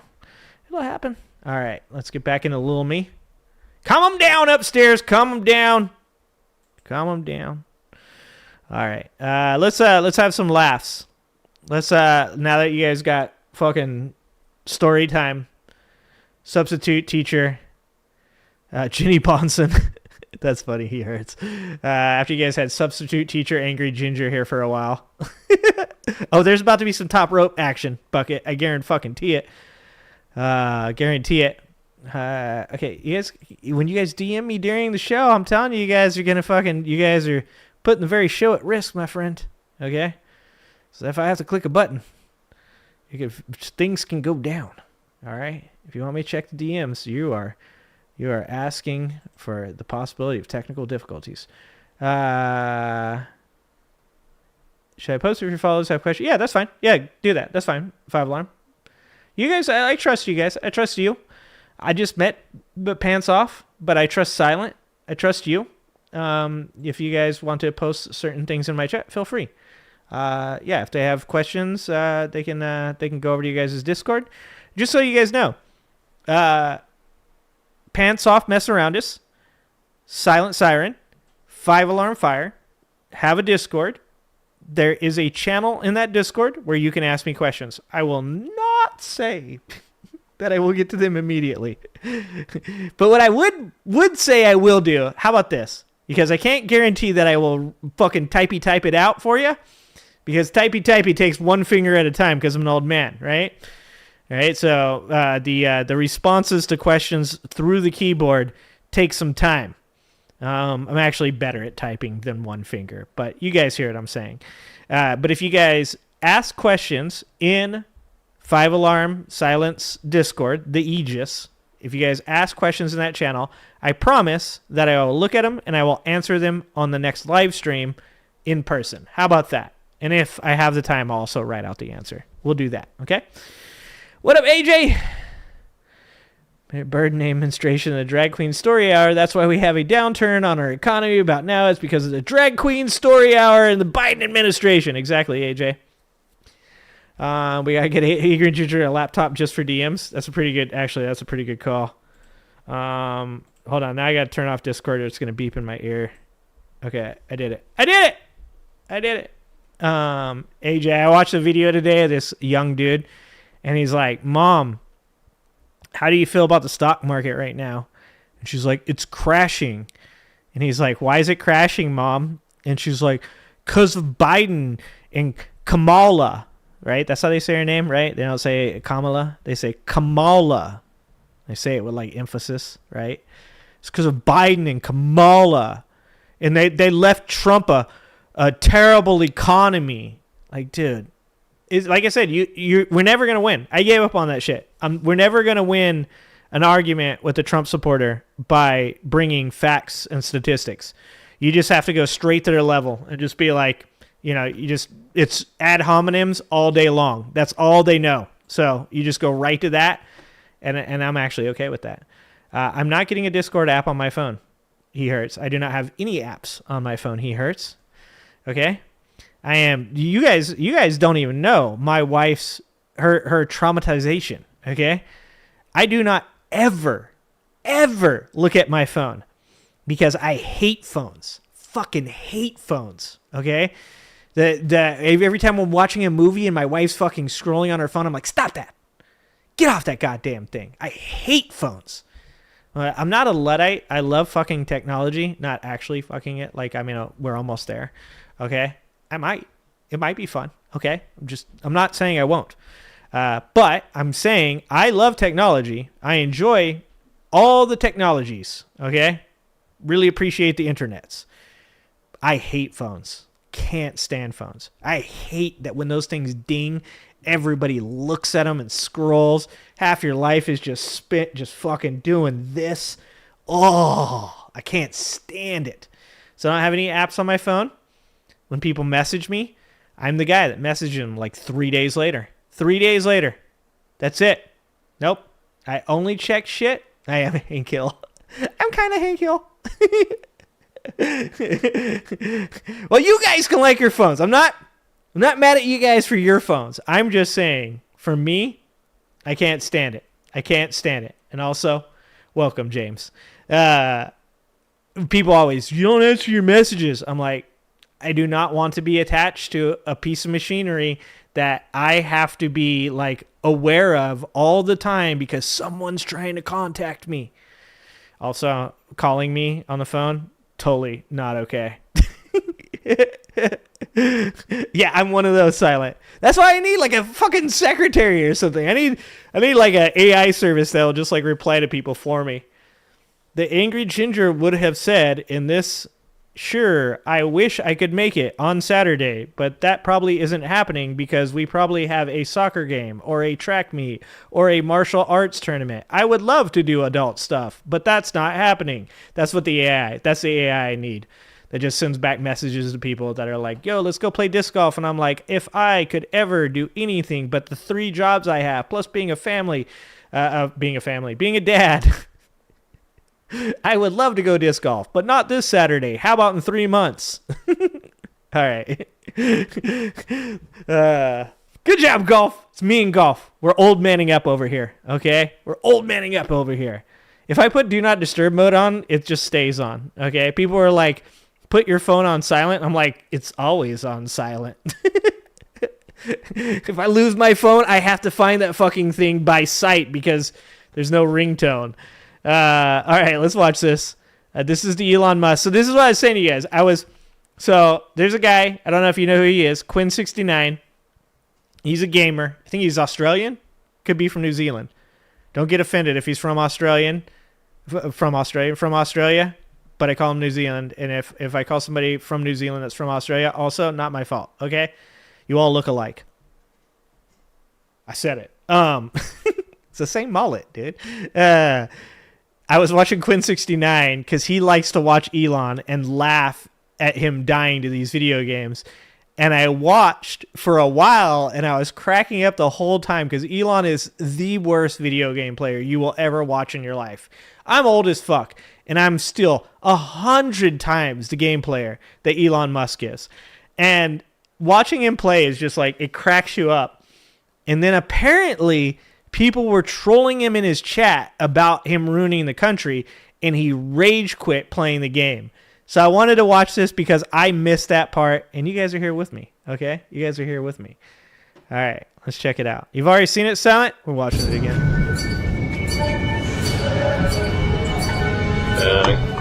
Anyone spamming the chat? Yeah, see that? Look at that. Look at that. Just one dude named Elon Musk is pathetic. Just spamming over and over. You ruin the country just like you ruined your marriages. And so one of the funniest things about this is people were telling him in his chat, like, turn off chat. Like, you can turn off chat. He doesn't know how to do any of this. And by the way, just for some historical reference here, backstory, Elon Musk once claimed he was a top 10 player at this game.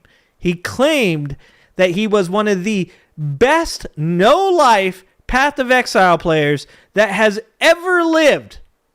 And what he was really doing was paying other people to play his account, and then he was acting as though it was his character.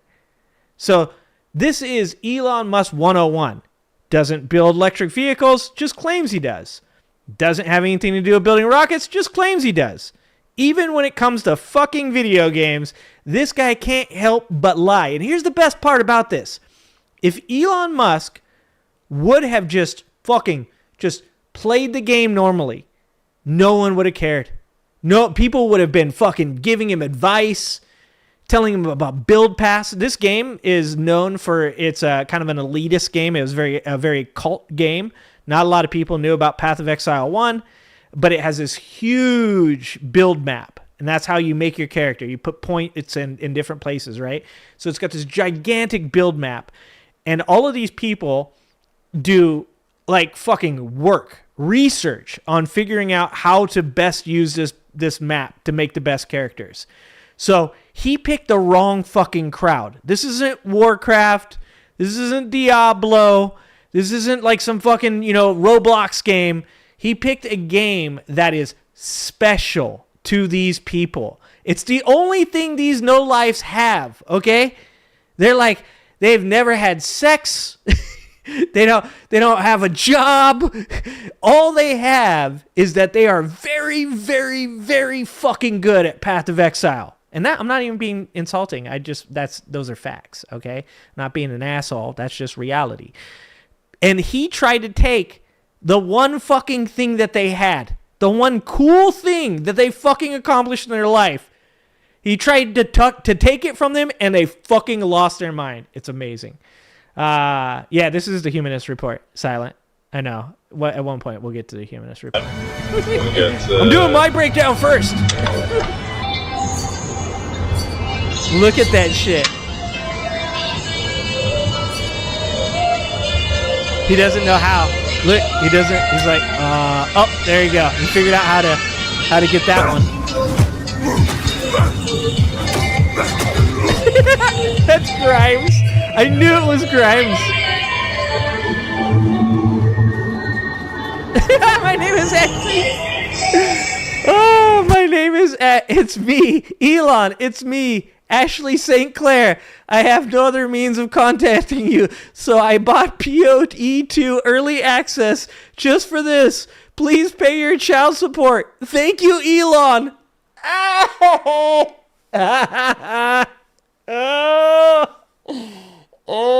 God damn it. Oh, that is so amazing. Like, these people, like, I don't know if I would have liked them before this, because like I said, a lot of them are no-lifers. That means that all they're going to talk to you about is Path of Exile too. But if I met any of these people, high fives for everybody. Fucking high fives. I'll gift you some memberships. Holy shit, this is amazing. Also, this video is Israel killed JFK. You have no real... Oh, Jesus Christ. I would say that is really mean of them to say those things, but, empathy is the weakness of Western society, and I don't want that. Jesus! Elon is a... Wow! Lost connection. Connection lost. You have died. Oh, For some reason, Elon Musk decided to stream himself playing Path of Exile 2 on his private jet to show off the capabilities of Starlink, which is a really interesting choice since the last time he streamed himself playing this game, it ended in total humiliation for him because it was obvious to actual PoE2 players that he had no idea what he was doing, which isn't controversial in and of itself because all players are noobs at times. But the reason why it was so embarrassing for him in particular was because he was ranked as one of the top players in the world, meaning he paid somebody to boost the character in a game that he wasn't really playing. And I don't know if Mike goes over this, but there's literal DMs, messages. So Elon picks these like kind of weird Twitter people that have like smaller followings, like 5,000, 3,000, because I think he knows like trying to talk to the bigger streams, like they'll call him out for his bullshit. But there's DMs of him admitting that he paid for people to play his account. And when the guy was like, because the guy was sympathetic to him, the guy was like, like, oh, like, that's cool. Like, hey, people do that. He was like, yeah, exactly. People do that. It's not even that big of a deal. I do know how to play the game. But he doesn't. He does not know how to play the game. Just so people would think that he's an elite gamer.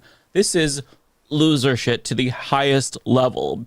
And after denying it at first, he finally admitted that he was indeed paying somebody to boost his accounts in both PoE2 and Diablo 4, as PC Gamer reports. So I don't know why he would stream PoE2 again following that cringeworthy debacle that you would think he would want us to forget about. But he did, and it expectedly did not go too well once again. For starters, he died at the tutorial boss, apparently. And as you all saw at the start of this video, he was trolled mercilessly during the stream. And no matter how many times he blocked the troll, they kept coming back to spam mean comments to him. You just make and I a want to new read character. some of these again. It's super easy. So they said, You ruined the country just like you ruined all your marriages. Damn. Wow. Elon, how is it possible to look this dumb and ugly? Why is your Tesla company falling apart? Ha ha ha. What happened, buddy? Ruthless. It's me, Ashley St. Clair. I have no other means of contacting you, so I bought PoE2 early access just for this. Please pay your child support. Thank you, Elon. That's my favorite. That's my favorite one. That one, I don't know. That one is probably my favorite. You have no real friends and will die alone. Now, user Elon Musk is a pedophile, spammed die multiple times, and he did indeed die in the game multiple times. And there's another one that is not featured in that video that 404 Media shared, which reads, "You will always feel insecure. It will never go away. And still not over Grimes. She never loved you." And I feel like these people are preying on all of his insecurities. I wish I could have empathy, it but presumably I don't got so bad that he quit, according to Newsweek. Elon. And this is just brutal. Absolutely brutal. And I would feel bad if this were anybody else, but since it's Elon Musk, I can't get enough. I could read these comments all day. Now, aside from the troll spamming him over and over and over again, one of the PoE2 players who figured out the last time that he was paying boosters tuned in to his latest live stream to point out how shitty Elon Musk was at the game, which is funny because I think that Elon Musk expected this to be a redemption stream of sorts after getting exposed as a fake gamer. So odds are he probably practiced a little bit and thought that maybe he could fool more players into thinking that, you know, at least plays the game a little bit. But let's just say that he did not redeem himself. And worse, if this was supposed to show off the capabilities of Starlink, let's just say wasn't the best advertisement. Look at how he clicks. Look at him. Whoa. Whoa. No, don't turn that on. No, did he think that's an upgrade? It's not an upgrade, Elon. And it's hard to like laugh at this if you don't know what he's talking about. But the bow with a socket is undeniably better than the bow without a socket, right? It's hard to kind of tell people why. Like, this is the type of shit I sit there with my wife and I'm like, no, you gotta understand why it's funny. But even like the simplest things are like changing equipment or selling products. They're all really basic shit. Even you can see people in the chat telling him how to do these things, and he still doesn't do them. It would be, as I said before, if he had just hopped on this game, played it normal from the very fucking beginning, didn't make any claims to being good at it, just said to all of his supporters, like, feed me like tips, give me advice, it would have been endearing to this community. Because these guys love this game. It's their game. They fucking made it popular. They've made countless videos about it. They would have been so accepting of having this person in their community that would have big upped the game they love. And he fucked that up. The man is a failure of epic proportions when he does anything other than purchasing a company and firing the people that work there. That's the only thing he's good at.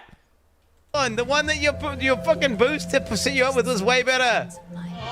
What's funny is watching Elon play is more fun than playing myself.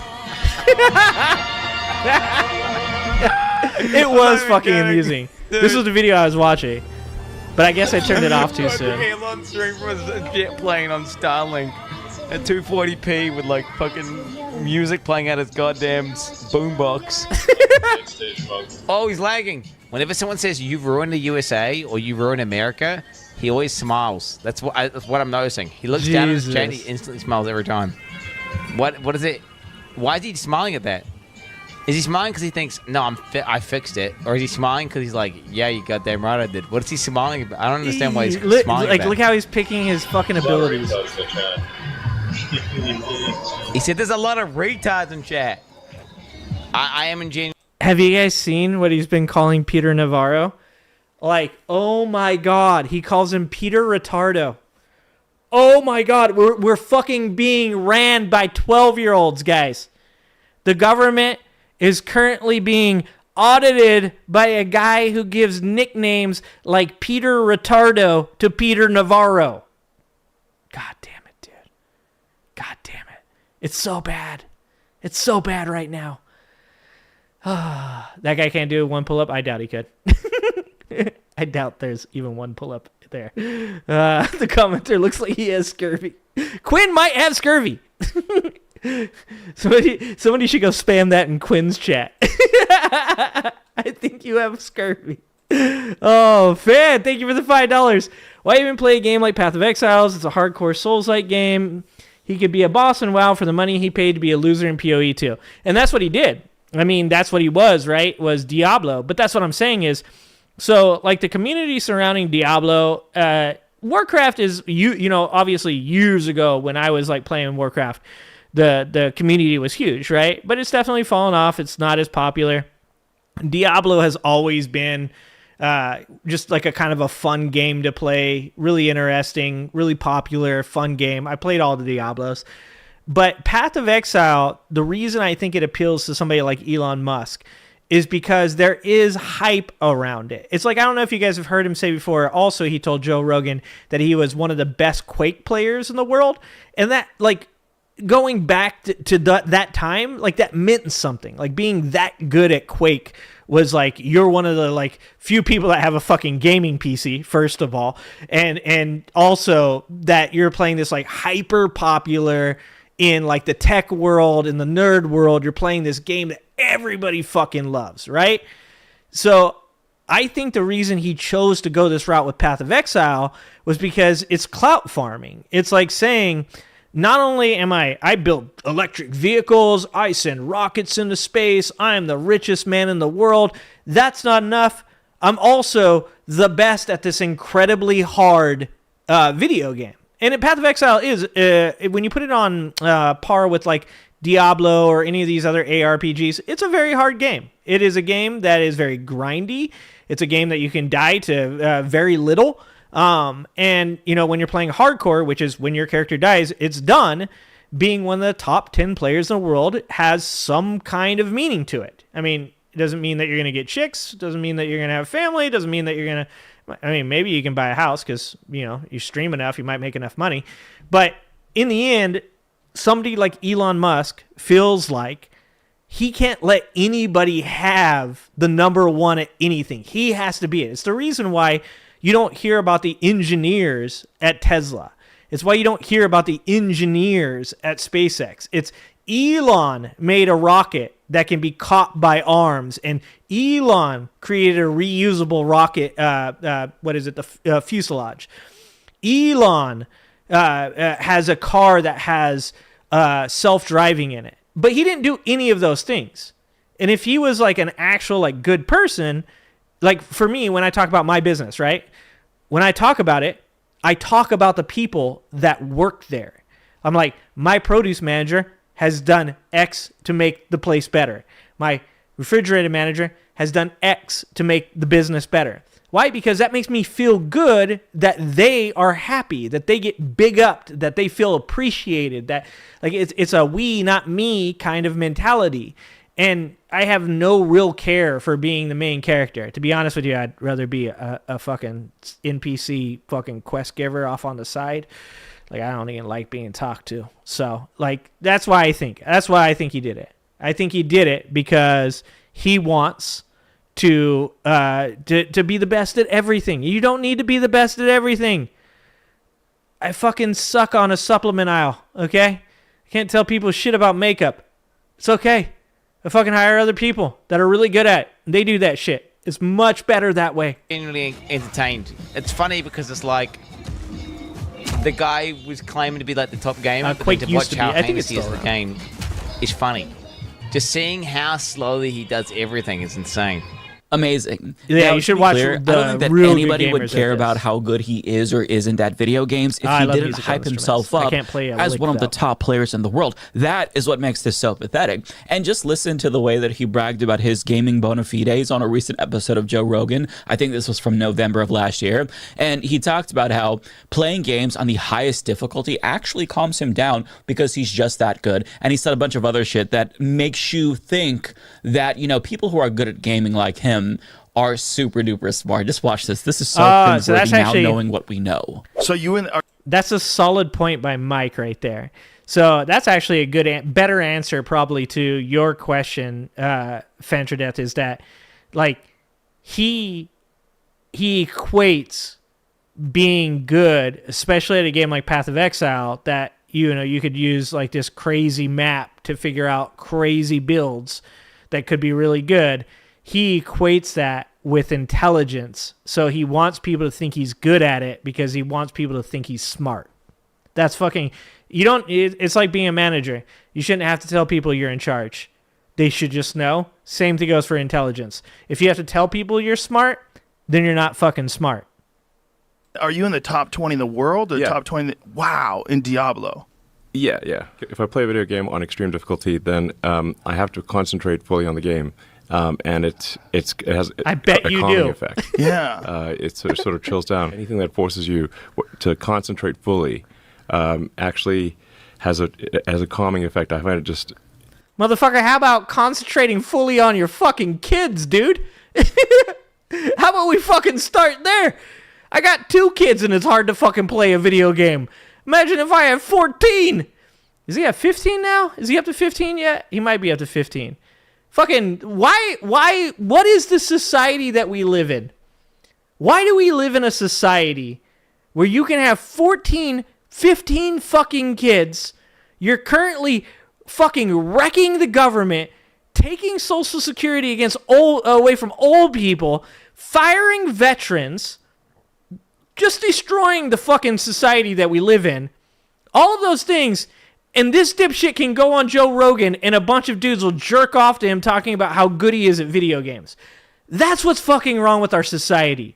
In a nutshell, the first fucking thing that you should say to a guy that has 14 fucking kids that talks about being the best at Path of Exile is, don't you have to play that all the time to be that good? And I play it on the hardest difficulty, so it's very hard to concentrate on anything but the game. Don't you have fucking 15 kids? Go be a father, you fucking loser. Holy shit. Sort of like kind of a restoring effect. Yeah, it's like it's good. I mean, because you got to move both hands simultaneously. Right. You got to react to something very fast. He said you got to move both on screen. hands simultaneously. So, and if your keystrokes or your mouse clicks or whatever are wrong, then you lose the game. Right. So Right. if somebody's like has like good rank Joe in Rogan. video games, I would say that their manual dexterity must be extremely good. Well, it's so Their fine motor hard. skills have to be excellent. In fact, I can actually tell like what my mental acuity. Bro, there's people with like one arm that play video games. I don't think it's necessary to have both hands. Is if I play a very hard video game. So if I'm trying to sort of get like an extremely good clear time in Diablo or something like that, or if he's trying to get an extremely good clear time in Diablo, what he does is he hooks up with a gamer that is really good at playing it, and they drag his ass through the fucking dungeon to get him these records, because that's actually what he did. Was he joined up with another gamer that was really fucking good at the game, and then he just followed him around as the guy got him the fucking #1 time or whatever the fuck it was. A first-person shooter, whatever the case may be. Like if I can tell that I'm tired, or my brain's not working as well as it should. It's like a mental calibration. How good is your mental state? Right. So like people who have high ranks in video games, like me, have actually super high mental dexterity and high motor skills, bro. Exactly. And if you play really well, that actually says something about your mental acuity, bro. And to a genius like me, hard video games actually have a calming effect because I'm just so good, bro. It's so goddamn cringeworthy. Dude, Mike's spot on, dude. Oh, shit. Oh, and we get a Tesla energy commercial. Meanwhile, as he says all of that, he's paying people Because you to know the boost his Tesla accounts fanboys watch this and shit. bragging about how much of a fucking genius he is because of his elite gaming skills.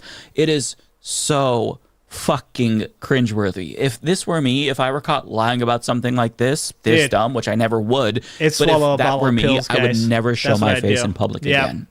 But Yeah, here I'm he done. is streaming PoE2 again for everybody to make fun of him. It's like he's a sucker for punishment. Yeah. And again, there is nothing wrong with being bad at video games. So I just don't understand why he has. No, you want to know what that is? It's when you get no attention, bad attention is good attention.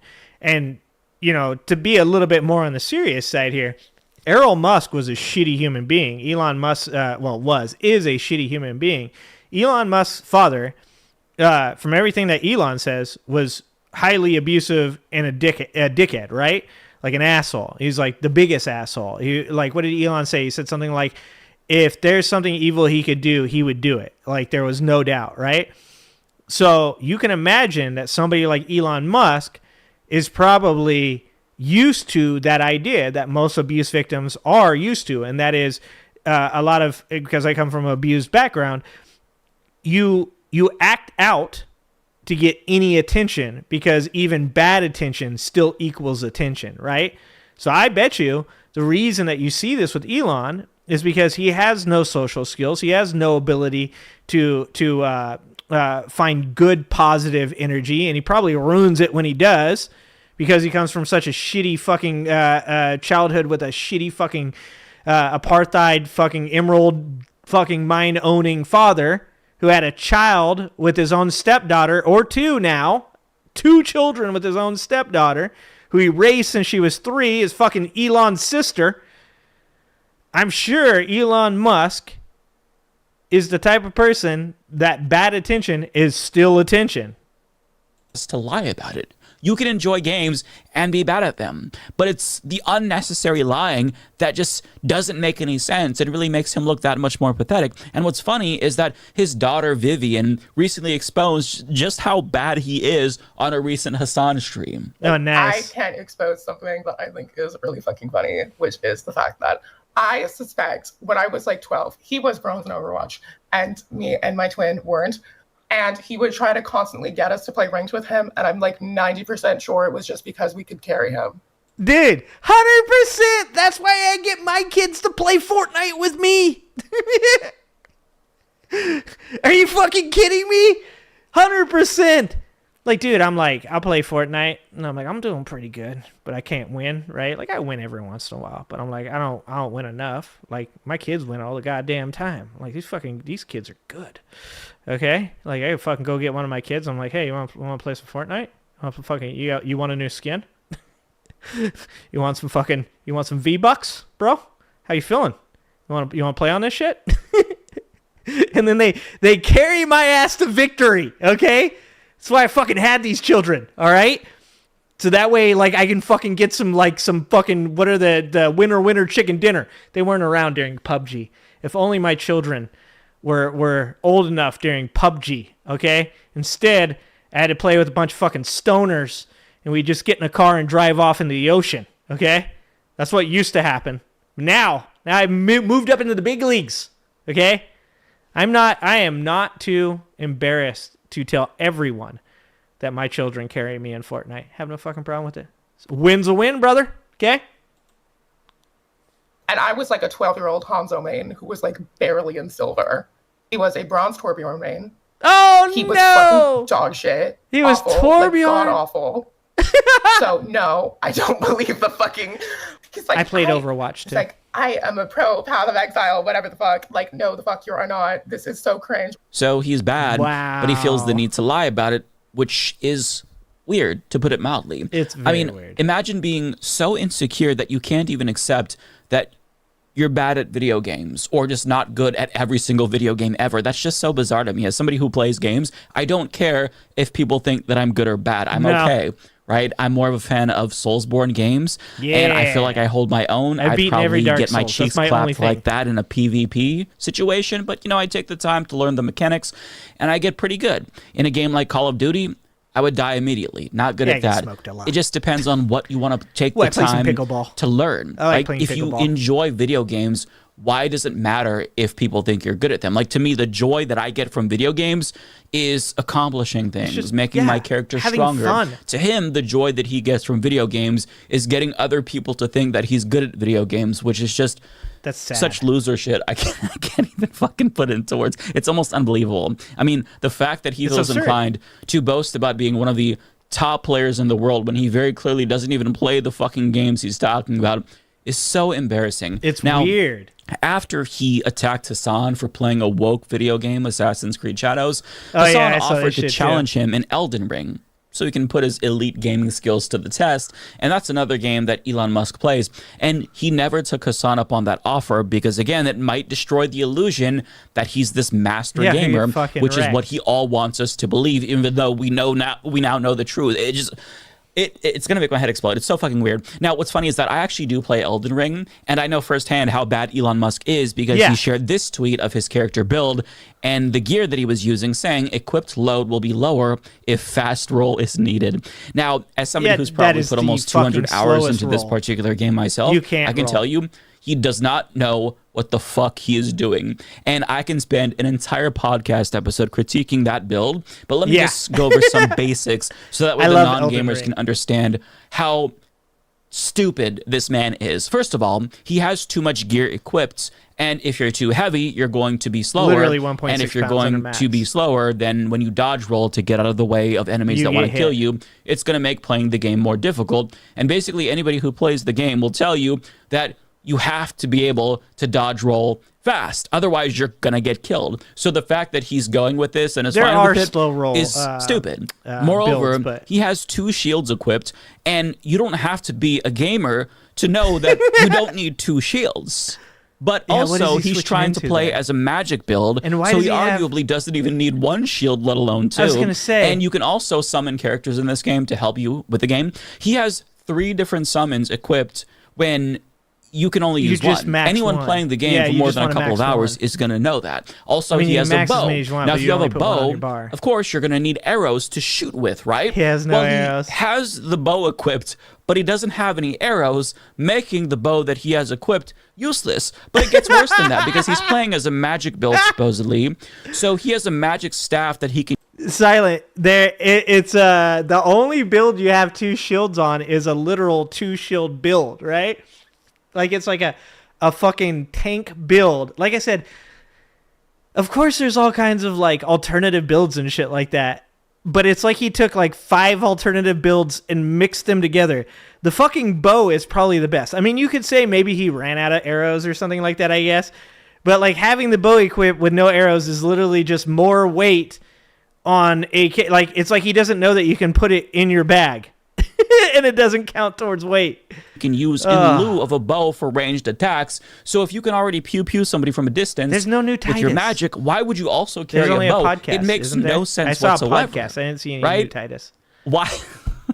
Why would you make these decisions? And apparently he's put over 100 hours into this game, and he didn't take the time to just learn the basics. Like, there's no shame if you have to go to Extra Life and look up how to beat a boss, or what's the best build, or what weapons go with, you know, your character, what's a good armor set to get.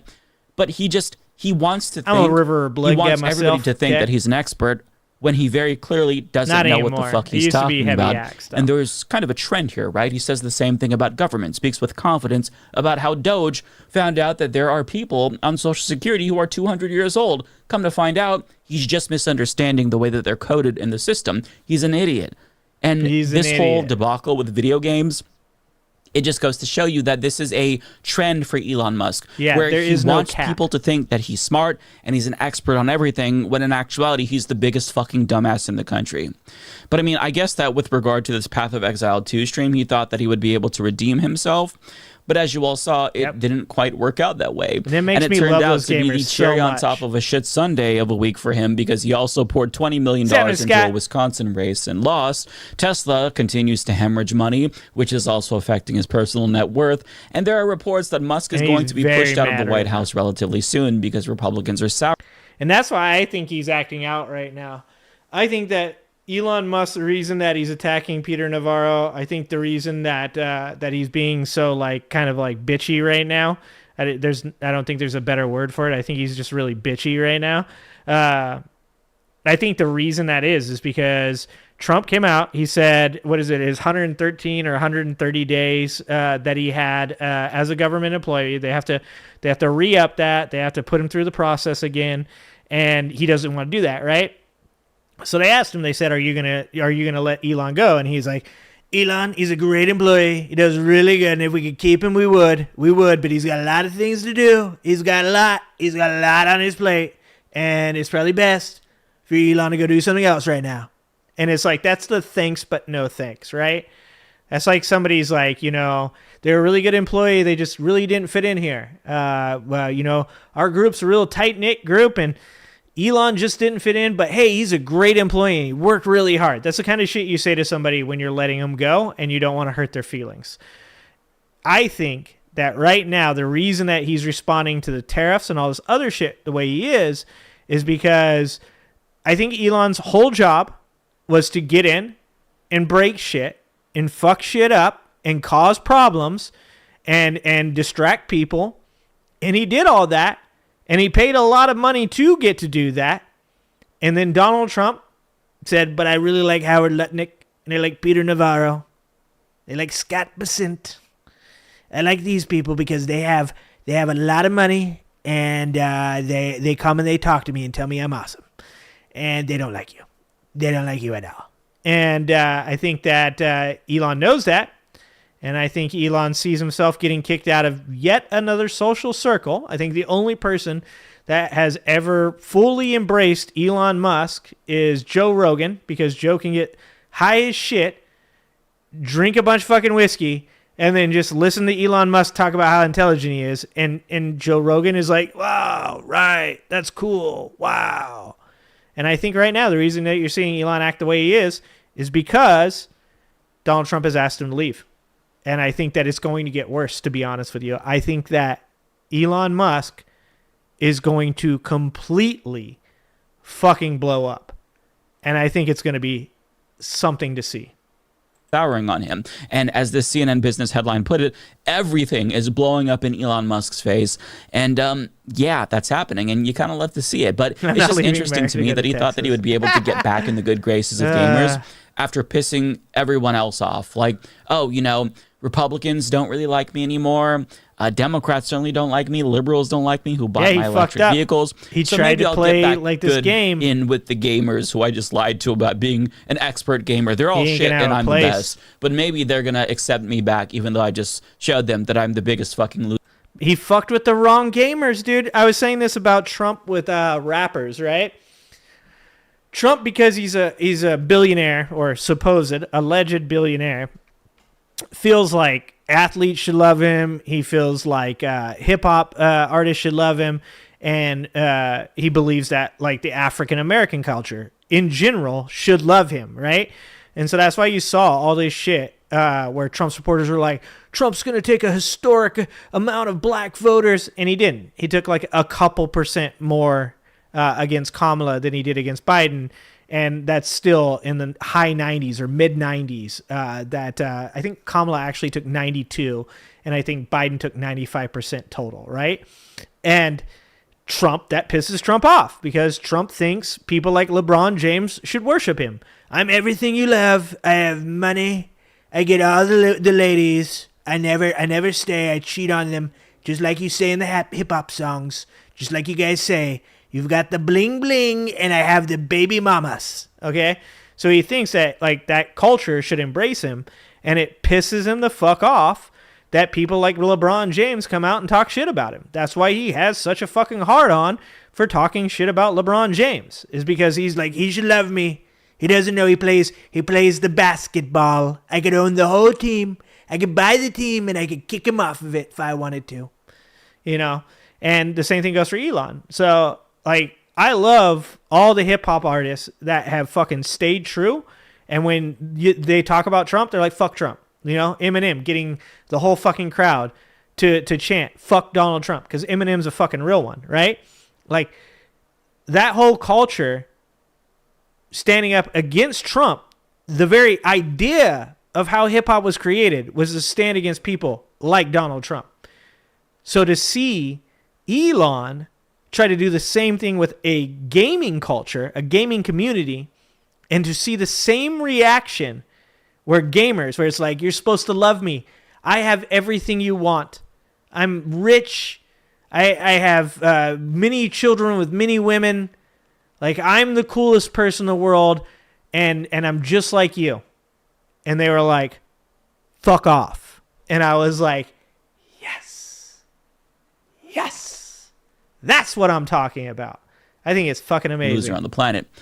I mean, what up, it's DJ? Just, I don't know what goes on in this man's head. Probably nothing, right? But what's also extremely funny about this situation is that anyone associated with this administration he knows the black should probably steer clear of gamers, especially at this time, given how Trump's tariffs royally fucked over people hoping to pre-order the Nintendo Switch 2, because Nintendo just announced recently that they were postponing pre-orders in the United States in order to...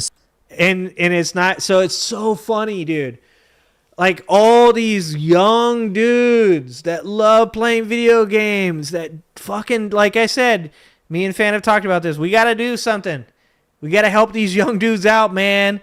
We got to get them away from these dipshits. We got to help these young men find better role models. Because not only are these people shitty role models for them, but they also lead them down these paths that are fucking terrible and that are not even in their self-interest. Like, every one of these young men that play video games that are so excited don't even recognize that tariffs on China, Japan, and South Korea make the very things that they enjoy more expensive. And the Switch 2, they're like, we're not going to even fucking do this if that's what's going to happen. And you know what's next? Every one of these consoles, the Xbox, the PlayStation, all of them get parts from China. All of them have manufacturing in Japan, South Korea, or China. Like, we got to help these dudes out because they're not thinking right and they need better role models. Assess the impact of Donald Trump's tariffs. And as the Latin Times reports, Nintendo fans are blaming Trump for this, as they should. And part of the controversy surrounding the Nintendo Switch 2 was the higher than expected cost of the console, as well as the games, which didn't apparently factor in Trump's tariffs when they made that price. And according to analysts quoted in Forbes, the cost of the base model could be $80 to $90 higher because of Trump's tariffs. And to make matters even worse, pre-orders were just paused in Canada too, because they don't know if Americans trying to buy from Canada, if there's problems here, is going to fuck up the supply in Canada. So Canada has to suffer because... Can you imagine being an American and you're like a young dude and you're like, bro, I know what I'm going to do. I'm going to drive across the border. I'm going to buy one in Canada and I'm going to bring it back. And you get it and you try to bring it in and at customs, they fucking take it away from you. God damn. That'd be fucking hilarious. You're like, they're fucking, do you have anything to declare? Nope, nothing. They're like, what is that? That's a Nintendo Switch, dude. It's not to declare. They're like, sorry. Nope, don't think so. Fucking take your Nintendo Switch at the border. Because of the president that Americans elected. So Americans and Canadians are both watching British people tweet about how excited they are that they just secured the Nintendo Switch 2 pre-order, and we all have to wait and wonder if we're even going to be able to get the system or if we're going to be able to afford it because of Donald Trump's tariffs. And if you look at the Nintendo Switch 2 subreddit, you'll see that gamers are not fucking happy with Donald Trump. So it is beyond hilarious to me that Elon Musk thought that of all times, now would be the best time for anybody associated with Trump to try to appeal to gamers. Bad idea, brother. It's just, I don't know what is going through his fucking head. And I've said that multiple times, so I sound redundant, so forgive me for that. But the things that they do on a daily basis has all of us scratching our heads because it's just beyond comprehension. Californians hear a lot of excuses from elected officials. Katie Porter's my favorite. That's a complex problem. What up, Katie? These are supposed to be the experts, right? They tell us that if you're rich, that automatically makes you intelligent, but Elon Musk is the biggest case study ever proving that wrong, right? No, I'll have to check that out. The policies of this administration that sounds interesting. Are making it harder for regular people to afford the hobby that they love so much that helps them forget about the hellscape that they created for us, but he thinks that now is the best time to prove, actually, he is an elite gamer, even though he was paying people to boost his character in PoE 2. It's amazing to me. I mean, it's not like video games weren't already expensive to begin with thanks to industry greed, but now it's going to get even worse because of Donald Trump's unnecessary tariffs. There will be no giving up. Now is the time to get back in good with the gamers. Amazing. And listen, it's pretty much me and you. It may seem frivolous because video games aren't essential items, obviously. We're the one in that lane, my provide friend. a much-needed escape from the late-stage capitalist dystopia that we're all living in the same way that movies and TV shows help people escape.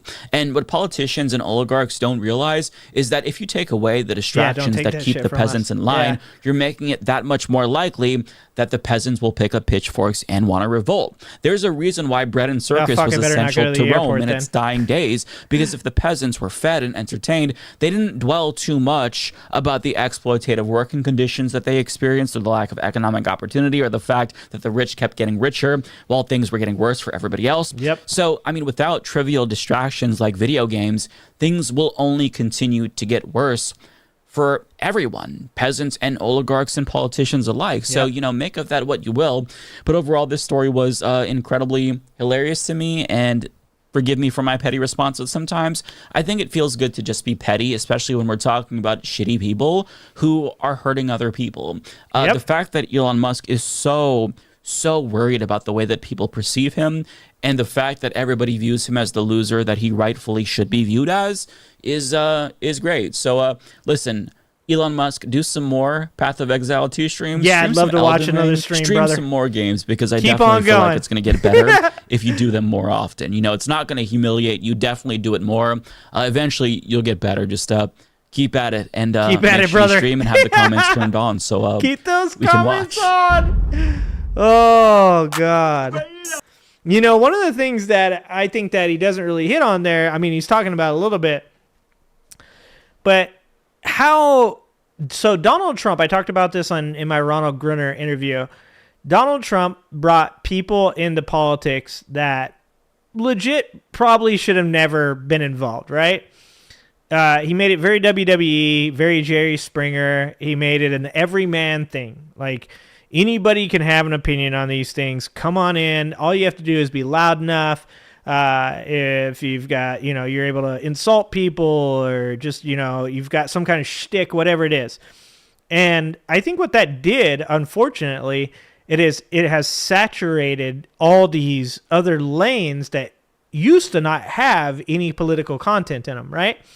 So, you know, sports, video games, I can't, like, other things, right? Like, almost everything you do now has some type of political lean to it. And that was done on purpose. Donald Trump knew the way he could win the presidency was by activating enough of these people that don't know enough about politics, that have seen him on TV, that would vote for him because they recognize who he is as an individual. And that's actual populism here in America, American populism, right? And I think that overall that's been really bad for society, because now you have people like Asmongold, you have, you know, big streamers that are video game players that have kind of gotten into it, you know, and you know, they tend to have really bad takes on a lot of subjects because that's not their lane. They spend a lot of time making video game content and stuff like that. And then somebody in their chat says something about politics, they tend to give their opinion on it. Usually it has no like research done behind it. It's just like they saw a headline or they read an article, or sometimes they're just straight up fucking winging it.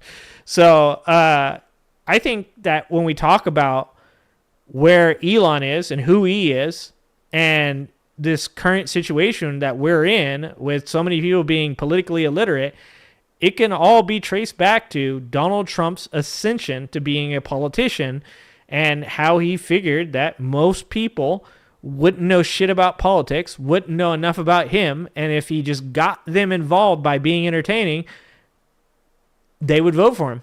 And I think that's what happened. Is chat being throttled? I don't think so. It shouldn't be. I really do think that you are right about Joe Rogan giving Elon gateway drugs. I'm fucking standing on that one, Swift. I am pretty goddamn sure that that's where it fucking came from. I guess I can't see what I keep sending over and over. What? Fan, are you sending stuff? And no, I'm not getting anything. No shit. Because isn't this what you were talking about the other day, 5 Alarm? I can see other people's comments. I just can't. I don't have any super chats. I can, hold on. There's a little spot where all the super chats show up in no matter what. Right? Yeah, fan funding. Here we go. Okay, so the last super chat I got was from Fan. Fan said, why even play a game like Path of Exiles? It's a hardcore Souls-like game. This is the one that, yeah, I read this. Yeah, I don't know, dude. I know 5 Alarm brought this up the other day. 5 Alarm said that while he was in Straight Facts No Chasers, that he was sending super chats and they were not going through. So you should definitely check your statement, and especially if you're paying with a credit card, you can fight any charge on a credit card. Let's see.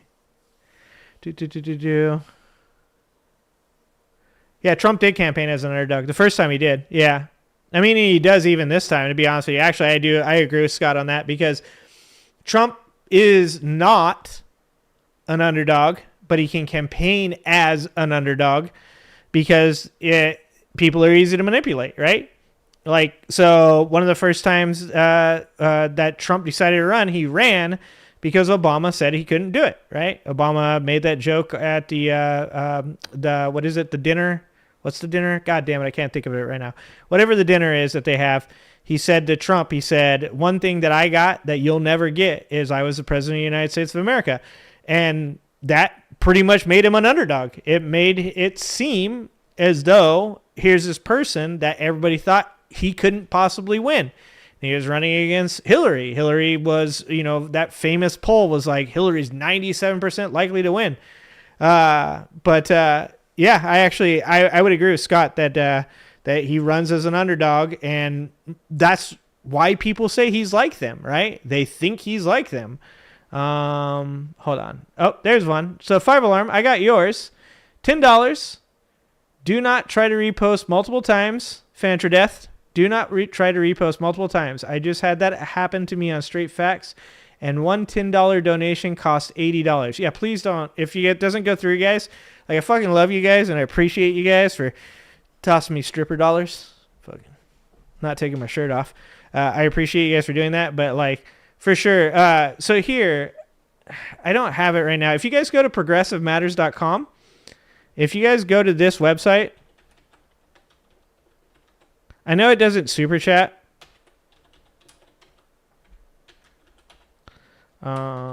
So if you go to that, here, I'll even show you on my screen. So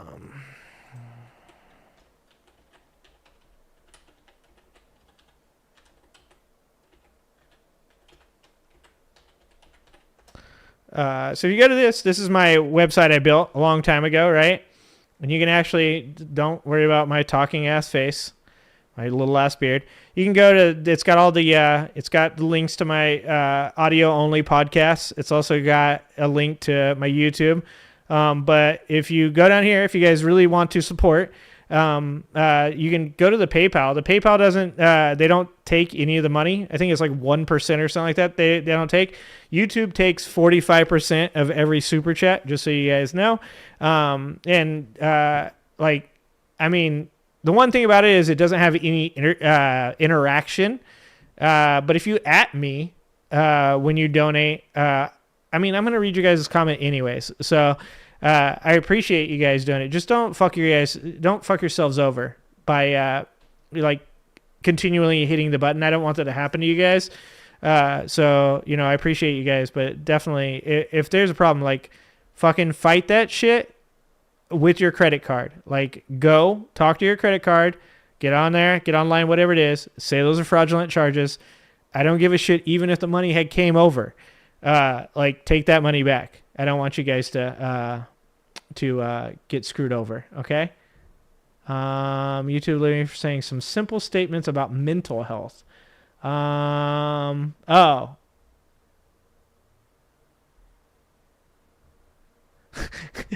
Angry Ginger and Straight Facts both shop at the same store as Fetterman with all those hoodies. That shit is funny, Scott. Let's see. Okay.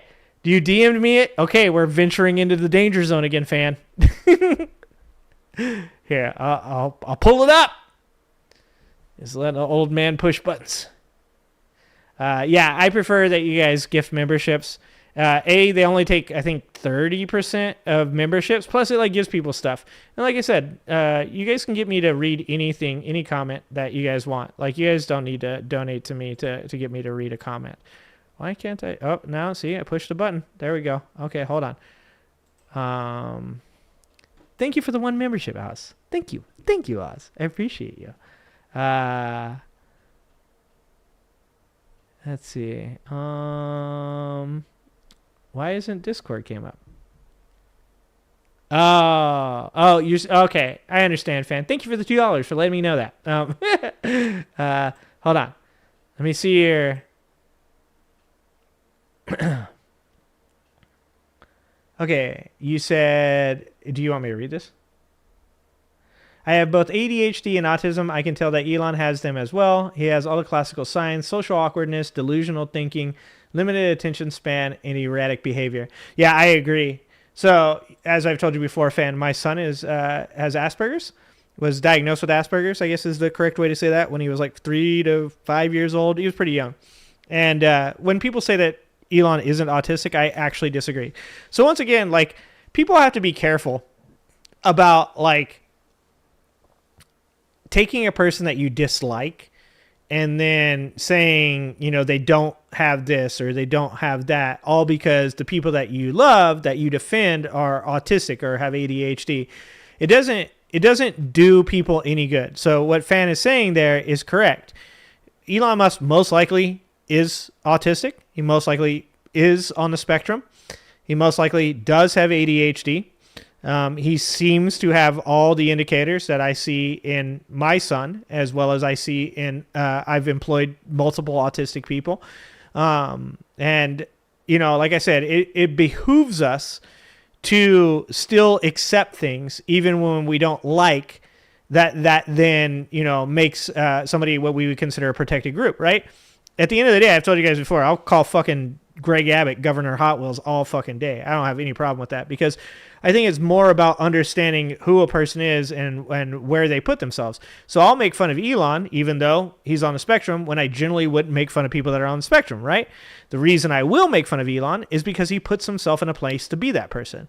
So I've said this a million times. I don't give a shit if you're trans. I don't give a shit if you're black. I don't give a shit if you're white. I don't care if you're Latino, a woman, a man, if you're gay, straight, lesbian, whatever. If you talk shit to me, I will talk shit to you. And I will hurt your fucking feelings. And that's one of the places that the left has been really fucking bad about, is that the left is like, oh, you can't say that person's fat. You can't make fun of their looks. And meanwhile, on the other side, Trump supporters are like, you look like a fucking doofus. Your teeth are too big. You're fucking, your eyes are slanted, shit like that. And I'm not saying those are my choice of insults, but yeah, if you come at me, I'm going to fucking make fun of you, and I don't give a goddamn if a single person on the left is like, don't do that. Like, I don't give a fuck. Like, that person insulted me, they're getting insulted back. So somebody like Elon, yes, normally wouldn't make fun of him because he's on the spectrum.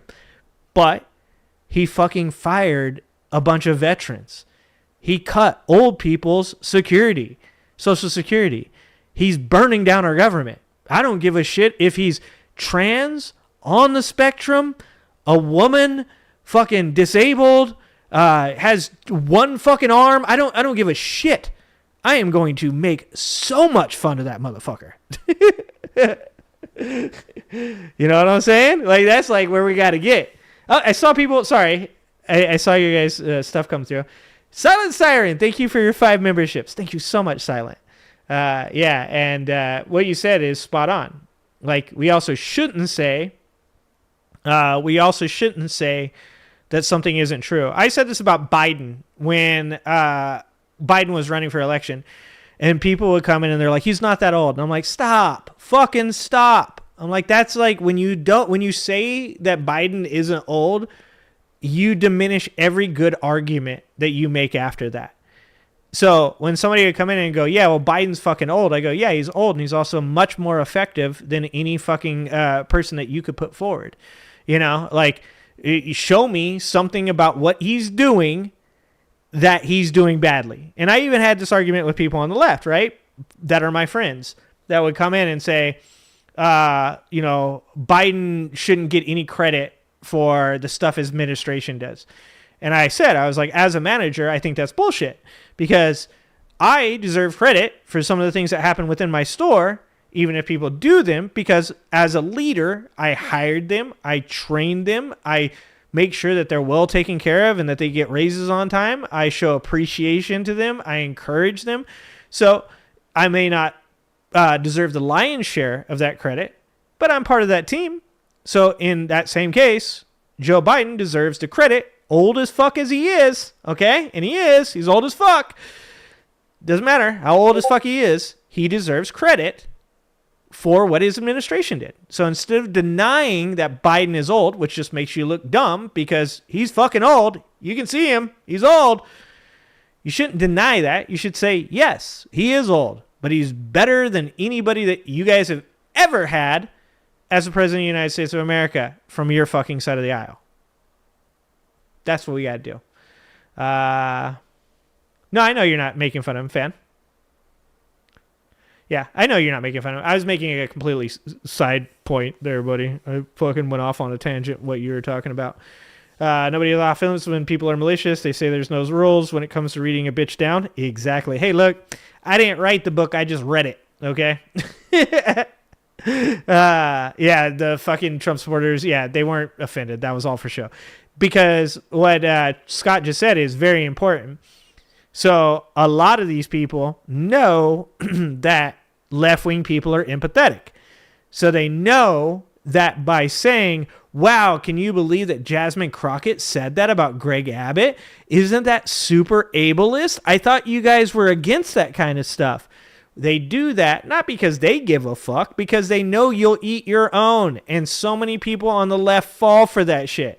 There'll be people that will come in my chat that are left-wing people that I'll watch a whole fucking show, agree with everything I fucking say, and I'll go fucking Governor Hot Wheels, and it's like, bro, you shouldn't do that. You shouldn't do that. And it's like, oh, okay, well, that's your opinion. I'm going to do it because then I can't watch you. Oh, okay, then that's fine. Fucking, I don't need your sensitive ass up in my chat, okay? Because at the end of the day, if that's how weak you are, that the first time somebody says something even like barely fucking outside of your, ideology, if everybody has to be 100% just like you, then I don't want you in my fucking chat either. Like that's the way it is. I have these problems. Having these problems is not a valid excuse for a bad behavior. You have to take personal. Yeah, that's what I teach my son as well, fan. That's the exact same thing that I teach my son. Yeah, and they know the leftists. There's two leftists and they have three opinions. Exactly. Like they know that the left is super self-critical. They know that the left is very that they purity test a lot. And so they, like I said, you have to give credit where credit is due. You can say that like the right is just fucking, they're all morons and they suck and they're never good at anything. But you'd be wrong. You guys, they're very good at their moronity. That's a new word. I just made it up.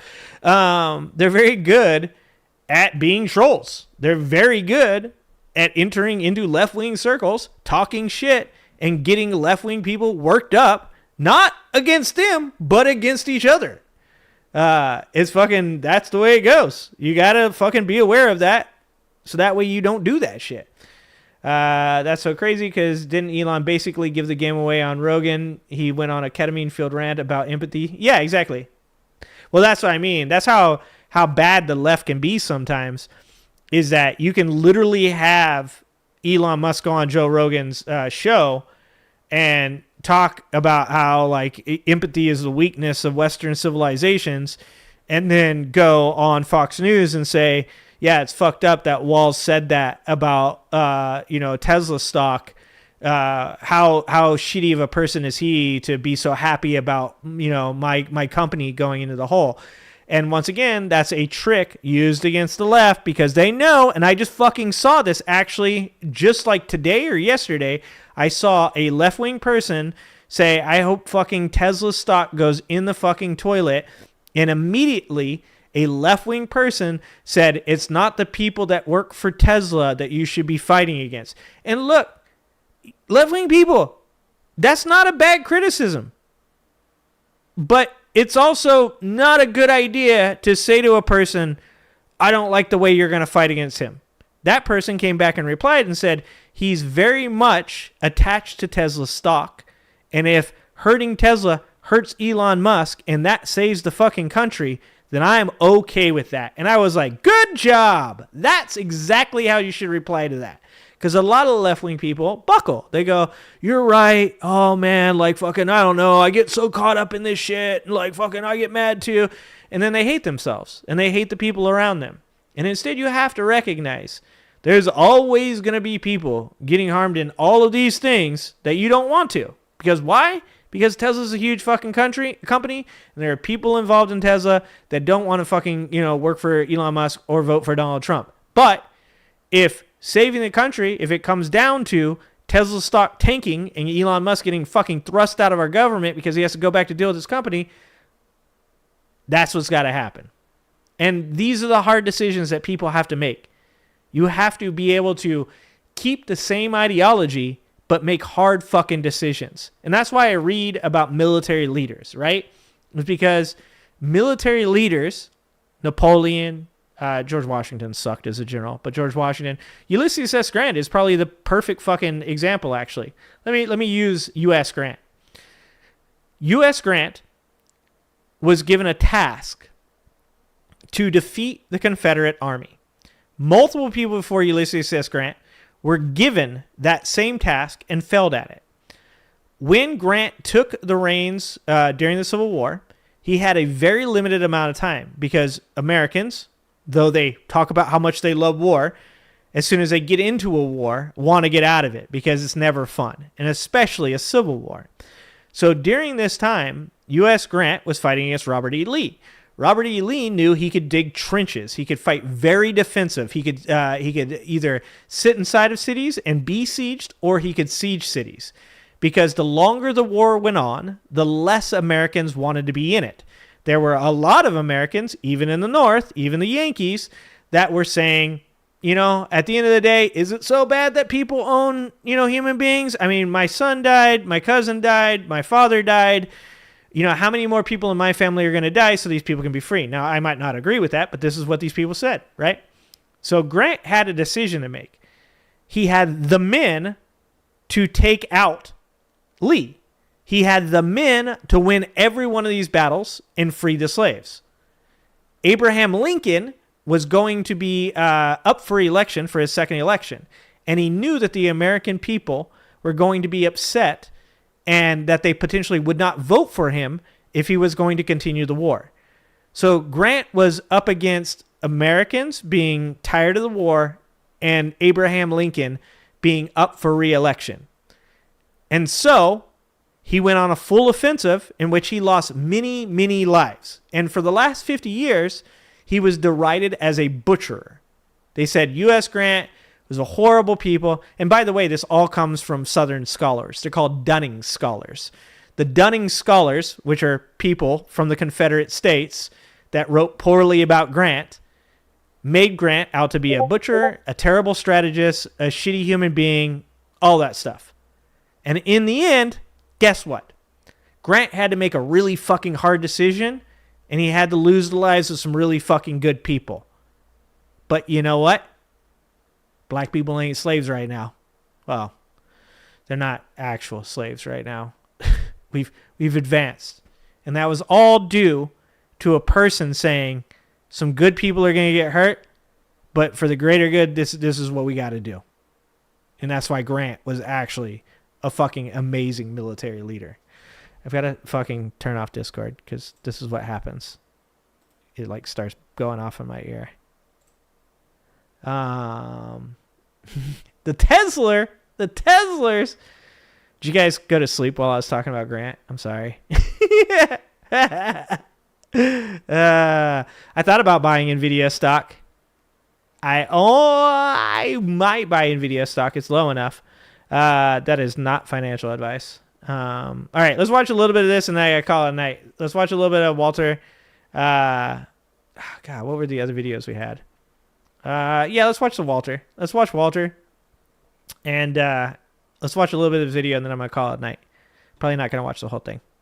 Library where these two daughters take turns having sex with their dad and everything. It was crazy. Fast start. Hold on. There was a book I saw in the children's library where these two daughters take turns having sex with their dad. Right. Everything. It was crazy. I'm a huge Grant fan. That's gross. I don't even know that That's gross. the Bible. That's the Bible, George. I'm not getting It's the Bible.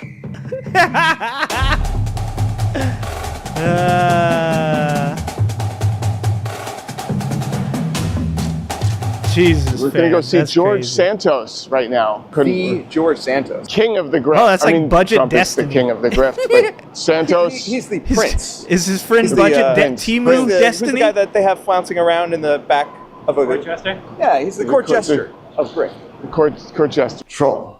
Troll. Troll. Troll. Troll. Troll. Walter. Troll.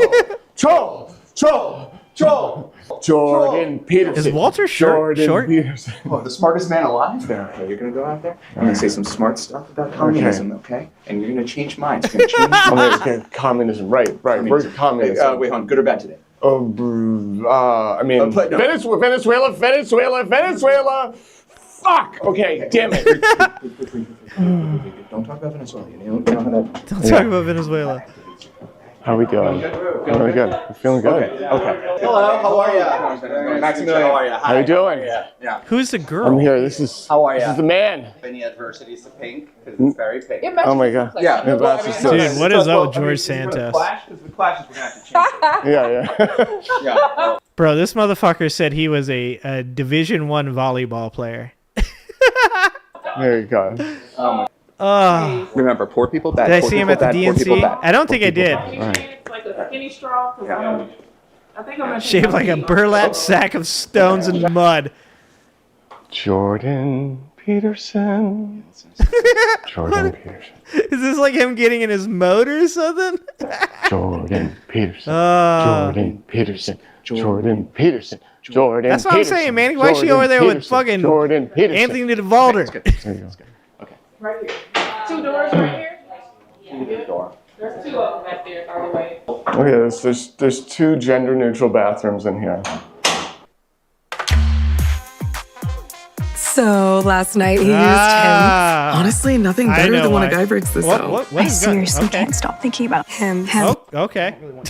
Calm down. Calm down. Oh, we won't. I mean, there's no reason to use the whole episode. Like, we would probably use at some point them talking just to I have now this, know like, why. space. Okay, guys. Having the actual episode. I'm not afraid of that. All right. No, like there's no use to us to put out, like, I mean, because how long the episode is gonna run, right? I say it all the time. Anytime somebody's like, they're like, yeah, trans coming in my bathroom. I'm like, can I show you some pictures? Do you find this lady attractive? Do you think this is a lady or no? Can we just say, like, during the episode, like the chunk of it, like he just turns it off and then he can shoot the end of it? Just because I don't know what's gonna happen over the course of the episode. What is going on? What are they doing? We could also frame that. No, you saw my ad Let's just get stream. into it. What inspired you to become who you are today and what you do? Because I know your work, obviously. I'm no stranger to it. I've been on the receiving end. Let's just get into it. What's made you make the choice to be who you are and what you do and develop this brand? I like making comedy. The MAGA cult gives me a lot of just fresh, raw Dude, ain't that the goddamn truth? material at any given moment. As an improv person, Scott, the it was yes perfect and timing. that MAGA gives at any given moment is just world class. I mean, listen, I don't. Dude, I keep saying it. I'm like, look, the fucking country is burning. It is burning. But the memes, dude, the memes are fire. Okay, I'm sorry, the fucking penguin tariff memes, fucking off the charts. Okay, the Pete Hegseth memes, off the charts. I'm sorry. I know that this is not. It's not an acceptable thing. I'm probably not a good person for this, but I'm going to be 100% with you guys. The world is burning, but the memes are fire. It's fucking, look, I call it as it is. I don't know how much you know about improv. You have to yes and you also have to work at the top of your intelligence. Of course. Right? Yeah. 2 things that MAGA does extremely well in interviews and at all times. And so they're just fantastic improv partners. I could not ask for better. So thanks to MAGA, you earn a living today, essentially. What you're saying Thanks to Soros, I earn a living, okay? So MAGA can't go away, then you're fucked. What? There's no career for you if MAGA goes away. Oh my God. That would be, I really would love that. This is a lifeline Put me for out you. of, But that's what everybody said, right? That's what they said. They were like, what are you going to do if Trump wins, bro? you're not going to have anything to talk about on your channel. I'm like, no, you don't understand. You don't understand. No, if Kamala wins, I won't have anything to... I was gonna have to change my whole shtick. I was gonna have to like start holding the fucking left accountable. I was gonna have to start fucking talking about whether or not Kamala was building houses or not after she said that shit. Whether or not we're closer to universal health care. I was about to actually probably have to be a real angry ginger. Okay? And instead, Trump won, and life goes on. It's just the same shtick. It doesn't change now. Dude, the Antifa shirt is pretty fire. It's pretty fire. Dude, I mean, that would be amazing. If white supremacy went away, what would we do? What would we do with that white supremacy? So you're saying that everybody that's a MAGA supporter is a white supremacist? No, I'm saying that it's not a deal breaker. Okay. It's not a deal breaker for MAGA. I know he's trolling, but that's fucking real, Why do you dude. think the white supremacists are so attracted to this MAGA movement? Well, listen, it's a... By the way, hold on, before you answer that. There is no evidence that there's white supremacy at large in this country, specifically in MAGA.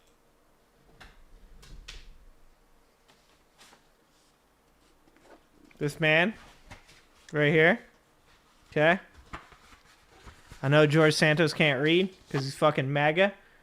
This is you want fucking proof that white supremacy is still 100% fucking running its roots through America, waiting for his chance to take the fuck over. This is an FBI agent that was undercover for fucking like 8 years who stopped the assassination of Barack Obama. Shut the fuck up with that shit. Shut the fuck up. Jesus Christ. I hate people. I hate them. Fucking grifting ass George Santos, dude. Grifting ass George Santos. Look at her face. She's like, is he serious right now? Uniquely, Wait. right? No, there is no evidence of White that. supremacy 100, and we've had this argument a lot. Yeah, racism in this country, and I support that. The notion that white people are supreme in America. I have an interview with Patriot Front, like that I just did the other day. They came to see Donald Trump and J.D. Vance speak.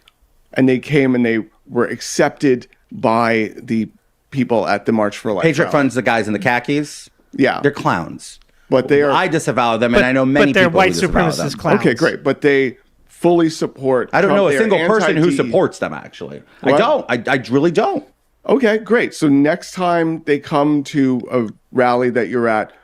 I've rebuked them before. Okay, great. If we're at a rally together and you want to yell at them and chase them off... I'll back you up 100%. That's not my brand. I'm not crazy. That's the crazy brand, right? I don't do yelling. If you want to find someone else to help, if you want to tell them to fuck off and that they're pieces of shit, I'll stand behind you. I'll send it in a tweet. I'll stand behind you. We got to go back to the notion that white supremacy does not exist. Are you saying that, or did I misunderstand you? No. We just talked about Patriot. It is not proven to be widespread in this country. Dude, is there fucking racism? ultra Sure, there is. widespread. Racism sucks. It's ugly, and you know how I feel about that. I come from this shit. I can tell you, George. See, that's me. People think she was not done speaking. You were into what?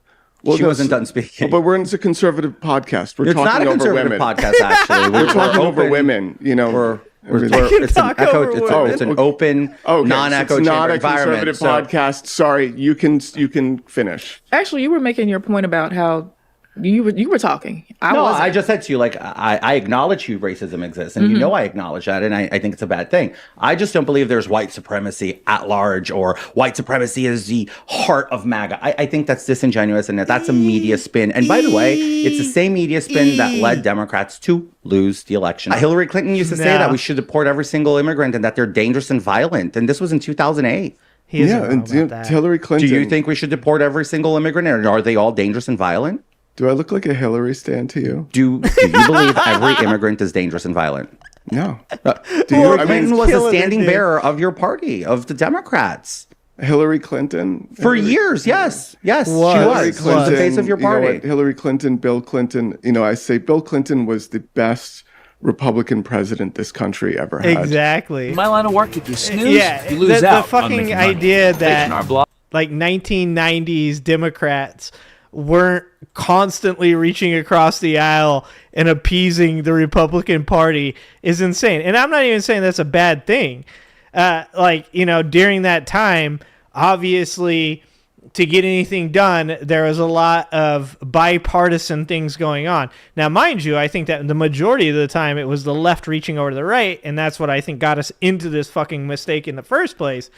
But to act like Bill or Hillary or even Barack Obama, who, like I said, I've talked about this multiple times on this show, Barack Obama is one of the reasons that we have tech oligarchs.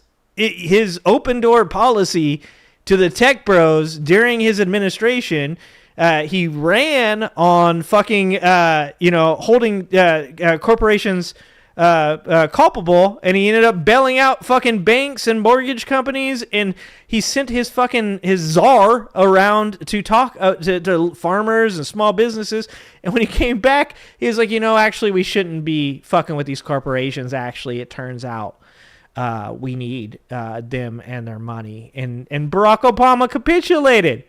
I like Barack Obama. I don't have a lot, of hate for Bill Clinton either. But to act like either one of those guys wasn't in some way consistently reaching across the aisle, and like I said, that's up for debate whether or not that's a good or a bad thing. But to act like they weren't is fucking insane. It's a man, baby. Sure, you know that. Do you have a family? Who doesn't have a family? Do you have a wife, kids, or are you married? Sure. No, it's a yes or no question. Yes. Okay. I don't know. How would you feel if I turned to this audience and said, for all of my numbers. followers and all my listeners to go to your house right now and harass you at your home? Listen, if I was a public official... how would you feel, though, if somebody called If I was a United States congressperson... If you're a United States congressperson, that is fair game. Oh, it's fair game to go harass my disabled niece who lives with me, my husband, my sister, people who live with me. Yes, you think it's appropriate to incite people to come to a public person's house? Hold on. Not just their workplace. Hold on, George. See, this is the problem. This is the problem, once again. This is what I was just saying about the Ulysses S. Grant thing, is that when you cause other people's lives to be worse, as a politician,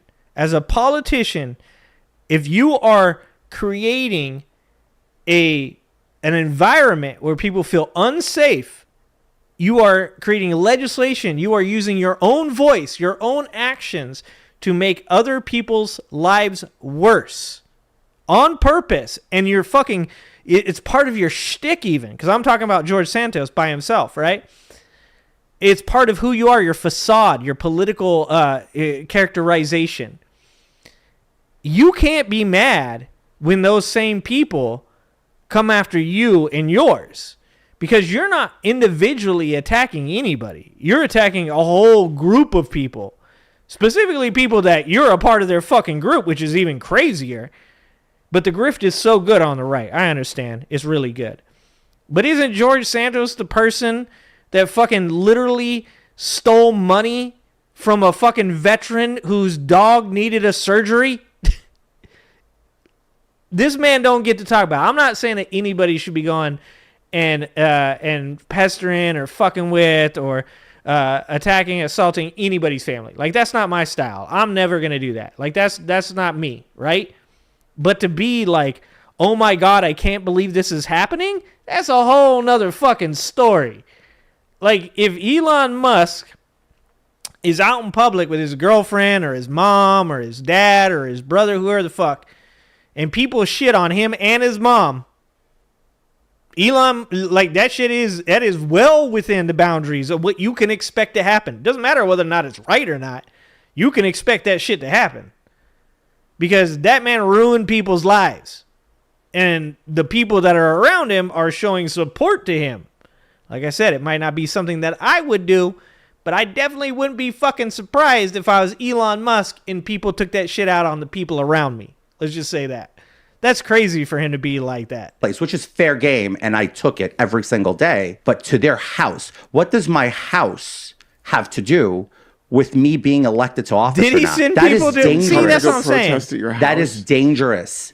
A child Dunlap lives syndrome? with me. A He's got disabled Dunlap tire on his autistic child tummy? lives with me, which is my niece, which I'm the main caregiver for her. I think it's Can we appropriate. fact check some of this? That's I all don't true. believe- I literally don't believe anything fine. you're saying. Dude, that's what I'm fucking saying. Like, all I would do the whole time I was here would be like, bro, didn't you say you played volleyball? Bro, didn't you say you... Hold on, though. Can we go back?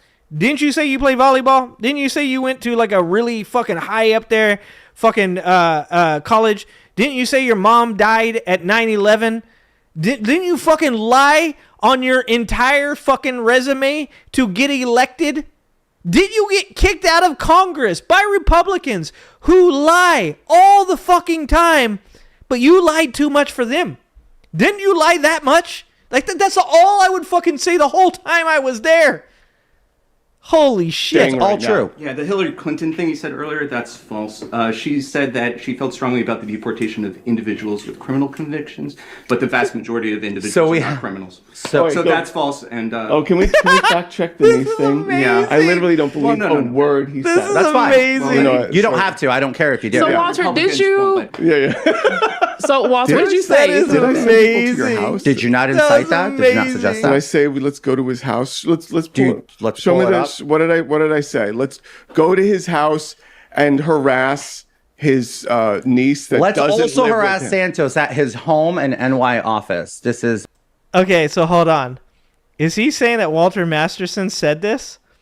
So he's saying Walter Masterson said, let's go harass George Santos at his house in his New York office. And the fucking mental gymnastics he's doing to say that Walter Masterson was then attacking his disabled niece, who apparently Walter Masterson doesn't even know exists, if she even does exist. Like, that's what he's doing right now? Come on, bro. Come on. his own words. Okay, like a on January brokeback 10th, Buick. 2023. This is a tweet. Is this from Twitter? Yeah, that's a tweet. Okay, so yeah, it says, let's also harass Santos at his house in New York. So do you office. stand by So those did words? people come there because of that I mean, tweet? listen. I did have people you come are, to my you're house, no whether it's him longer or an not. elected official, so I don't stand by it as a private citizen. As a public, as an elected United States Congressperson, I absolutely That's wrong. stand by it. That's wrong. Really? Yes. Absolutely. Okay, That's great. wrong. It's wrong. It's wrong when they did it to Kavanaugh. It's wrong when they did it to Clarence Oh my Thomas. God. Oh. It's wrong when they did it to every single elected Clarence official. Thomas, poor Kavanaugh. It's wrong. It's wrong when they did it to Pelosi and what they did to her husband. It's And, you know, wrong. it's Dude, I guarantee you George Santos did not have that opinion when he was in Congress. Pay their mortgage and have a move and stuff like That's that. just not Santos is straight true. more None physically of that appealing, he is would still true. be in None of it is Congress. true. How do you live in a world 100%, like that? Scott. Where 100%. Clarence Thomas and Kavanaugh, Nobody pays for no their one got their mortgage. mortgage paid for. No one had billionaires send them around the world and give them lavish trips and stuff like that. Can we fact check all that? Harlan Crow, Harlan Crow. Harlan Yeah, thank you. Crow. The guy who has all the Nazi memorabilia. Like public officials like judges, elected congressmen and senators and Supreme Court justices at their home. If you want to take away people's rights, I took and, nobody's you rights wanna- away to anything. I voted no such time against abortion. Well, I mean, you didn't Dude. have time to vote for anything. Fact Yes, I check did. It that was on shit. the floor. It Fact was check that thrown shit. out of Congress. It was There on no the time floor for and you I voted against to- it. My What? record stands by it. It was on the floor and I voted against it in an You're amendment. part of the Republican Party. That doesn't. We're not a Dude. monolith. What? We're not a Yeah. monolith. Okay, great. I know. Yeah. I'm sorry. We're very diverse. I'm sure you're. Dude, I'm a gay man in the Republican Party. You're a gay man who helps them, gives them cover for when Cover they for want to what? be Cover for what? anti-LGBTQ. Over 60 members of Congress voted to codify the Marriage Equality Act. What are you talking about? The Marriage Equality. Okay. Please tell me what's your thought on okay. that? I'm sorry. You know what? They don't. They're No, you're totally not sorry. You're You know sarcastic. what? I'm sorry. I'm accusing the MAGA movement of being anti-LGBTQ. Scott Bessent's the first openly gay Treasury Secretary. Trump appointed him. Rick Grinnell was the first acting secretary in a cabinet. He's all. Bro, stop. You know you're a token, dog. I'm sorry, but that's why they had you. Like, dude, you can look next time, State of the Union, whatever it is, Trump speaking, because he's going to do it probably like tomorrow. Next time the House is full, take a pause moment. Go ahead and look at that side of the aisle and look at the other side of the aisle. And you tell me how diverse that Republican Party is. They got one of each, all right? except for a trans person, because they haven't been able to yet. Oh wait, no, what am I saying? They got Caitlyn Jenner, right? But she ain't in Congress. Should probably run for Congress soon, right? But they got one of each, right? Because they're like, this is like, it's like I got a black friend. You know what I'm saying? Like I got a gay friend. I'm not homophobic. I got a gay friend. Okay, I really like that gay dude, that one gay dude, for sure. You know, like don't act like that shit, man. He's also gay. Tammy Bruce. Was my question. Tammy Bruce is the spokesperson for the State Department. She's a lesbian woman. Yeah, and this is Trump's administration right now. They're trying. That's their problem. There is how is it their problem? Okay, there is a white supremacist by the name of Fuentes. All right, if people want to go, Nick Fuentes is a piece of shit. Yeah, I'm the biggest anti-Nick Fuentes human being. My point. You came to the wrong place with the wrong. Hold on. I would pay money. I pay a good amount of money, like $99.99, maybe even more, with inflation and after the tariffs, $119.99. Okay, after inflation, after tariffs, during the recession, $149.99. I would pay to watch Nick Fuentes and George Santos fight. I mean, look, it's going to be one of those fights that you get really hyped up for, like Mike Tyson and Paul, where you know it's going to be fucking bad. But you're like, I gotta watch this shit. I gotta watch this shit. And then you watch fucking 6 rounds, 2 minutes apiece of George Santos and Nick Fuentes fighting. Like, it ain't gonna be entertaining, but it's worth it. I would pay big money to be disappointed by that fight. That's all I'm saying. Like, holy shit. Like, people don't really even understand too, like that as white supremacists that there are fucking Latino white supremacists. I grew up with a gang called the Nazi Lowriders. Okay, they drove lowered S10s with that fucking car club shit in the back, and they bumped Mexican music. Okay, Mexican rap, of course. But people don't get that, like, there are people that aren't strictly Caucasian. Read the fucking book. Native Americans. There is a whole tribe of Native Americans that are considered the last, like, Confederate platoon because it was never disbanded because it was an Indian Native American group. Like, they work as ghouls, as security for the Ku Klux Klan. They work as supporters for the Ku Klux Klan. And at the end of Joe Moore's time in the fucking Klan, undercover in the Klan, they were straight up doing DEI because they knew that they needed to get more people involved because their numbers, they were dwindling. Towards the end, before Trump got elected again, and before Obama got elected, their numbers were dwindling. And they had huge number increases during Obama's administration and during Trump's administration. And during that time, they opened their doors to minorities to join the Klan. It's just as supporters. You don't get to wear the hood. You don't get to burn the cross. But you can be there. You can work at the DMV and get them a paperless vehicle. Like I said, don't believe me, read the fucking book. Their own rights and get with the party that wants to take away their own rights. So that's their problem. Let me clarify this to you in case you don't know. Nick Fuentes is a white supremacist, and his last name is Fuentes. Okay. You came with the wrong pie to the wrong kitchen. I hate Nick Fuentes. You guys are agreeing on something. No, wow, because it's not. It's because I don't live and look at the world from a vernacular of a skewed person who thinks everything is a monolith. No, it's because fucking George Santos doesn't have an ideology or a moral foundation. George Santos doesn't. A person that lies that much, he's a chameleon, right? Like, is willing to change his colors to be on whatever team it is that he can best grift off of. I mean, at the end of the day, we all know it. The right-wing grift is fucking strong. You can make so much money over on the right. So, look, it's a con man's dream. Ask Donald Trump. Donald Trump will tell you the right wing of our party is a con man's dream. The reason that George Santos can in this place say he hates Nick Fuentes is because Nick Fuentes has said mean shit to George Santos. Therefore, George Santos doesn't hate Nick Fuentes because Nick Fuentes is a white supremacist or because he acts like a douchebag. He hates him because Nick Fuentes wasn't nice to him. It's just like Donald Trump. When people are like, Donald Trump doesn't like that guy and he's racist. And it's like, yeah, because that guy doesn't like Donald Trump. That's not the reason Donald Trump doesn't like him. Donald Trump doesn't like him because he doesn't like Donald Trump. It's the same thing with George Santos.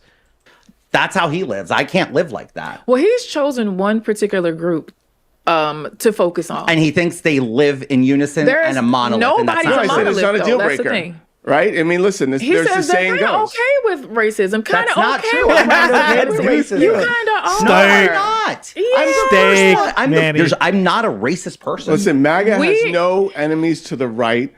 The Democrats have no friends to the left. That's how the saying goes. Yeah. Okay? That's all right. So that's pretty fucking you spot can be on. as right wing as you want in the Republican. That's not MAGA true. movement. I disavow of that. I disagree. And you know what? I talk about this from a personal experience. I don't support anybody that goes far nuts, cuckoo crazy to the right. And I have friends. Bullshit. He's a Trump supporter. Bullshit. He's a Trump supporter. What the fuck are you talking about? He doesn't fucking have anybody that he likes that goes hella far right. What the fuck are you talking about? Like Donald Trump is sure. Donald Trump is George Santos. He's the same as George Santos. You could say that Trump is pro-choice. You could say that he is, right? Because he literally just won't come out and say what he is because he's a fucking con man. But you could say he's pro-choice. You could say that what is something else? No, there's that's about it. That's about it. But he's a chameleon too, right? Like he'll pander to whoever's going to give him the fucking most money. He doesn't have values either. He really likes the word tariffs and groceries. That's what we know about Donald Trump. Holy shit. Don't forget to add the Krista White evangelicals, the top grifters, and Paula White, Trump spiritual. Yeah, exactly. All those fucking people. All of them. They were picking on Trump about winning you mean golf tournament? Come on, Scott, don't do this to me. That's good trolling right there. You know Donald Trump didn't win no fucking golf tournament. He's our Kim Jong-un. He's our little rocket man. Donald Trump's our little rocket man. Let's be honest. Okay? Donald Trump is the type of dude that you're golfing with him and he's like, I've hit 3 hole-in-ones on this hole. And they have 3 hole-in-ones. I did it, I swear. He was there, my caddy. Kid, hey, tell him, did I hit 3 hole-in-ones? That's right, he said it. He said I hit 3 hole-in-ones. That's right. You know, I won all the championships. I never lost. Don't you dare troll me like that. Don't you dare. All right. I think I've been on here for way fucking longer than I'm supposed to be on here. Only 5 minutes. I have a curfew, guys. Okay? I'm an old man. I'm supposed to spend time with my family. So I'm about 5 minutes over. All right. So you guys want to watch this video? If you haven't watched all of this video, this is a really good video. I like this. People fucking with George Santos is this is the kind of shit that gets me to watch shit I shouldn't be watching. This is how I contribute to the dumbification of America. This is how I contribute to the dumbification of America is by shit like this, because watching Walter Masterson troll George Santos, that's top-notch entertainment right there. You've only got 45 months of Trump's second term. Yeah, and then, of course, there's a possibility of the third. 8 more years, right? Oh, Jesus Christ. Anyways, guys, I can't look at your chat, because if I look at your chat, I'll talk to you guys, and then I'll be here for longer. I can't do it. All right, guys. Thank you. Thank you to everybody that super chatted. Thank you to everybody that joined the Angry Ginger Army. Thank you to everybody that engaged in conversation. Thank you so much. I appreciate you guys. The next live political stream will be Saturday at 5. I think Saturday. I might have a track event Saturday. Every weekend is a fucking sporting event for my children nowadays. So Saturdays are going to get a little wonky. But I believe it's Saturday. If I don't get on Saturday, it'll be Sunday. But we're going for Saturday. Saturday at 5 p.m. I swear to God, I'm going to try to be here. I have the interview with Greta Euling that I'm still editing. I'm going to edit that and put it out. Let's see. Other than that, yeah, thank you for being here. Thanks for hanging out. Thanks for being cool fucking people. Damn it. No, Scott, stop it, Scott. I want to talk about those tariffs too. Stop it. God damn it. I hate you guys so much. I'm kidding. I love you guys. All right. Stop it, Scott. I love you guys. If you guys would like to support me and you don't want to do it through super chats or do it through giving away memberships, you can always go to progressivematters.com/home and you can buy merchandise. You can donate to the PayPal. So YouTube takes 45% of any super chat you give. So you can always donate to the PayPal. That only takes like 1.5%. If you don't wish to support me financially, 100% understand. Fucking appreciate you for being here. Love you guys being here. Love you guys being in the community. Love you guys being in the chat. But if you guys could help me out, just go hit a like on a video, drop a comment, and share the video for me. I would really, really appreciate that shit because I'm down here at the bottom, so it's hard to get seen sometimes. And I'm not making a bunch of crazy videos like Rogan videos and, you know, clown videos or Jordan Klepper videos. So the videos that I used to make, they get 200,000 views.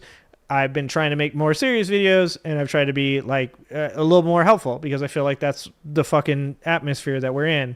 You know, I like to make people laugh, but right now I also feel like I should be helping people fucking see what's going on. So if you guys help me out, those videos don't get a lot of views. Click a like, drop a comment, share the video. All right, guys.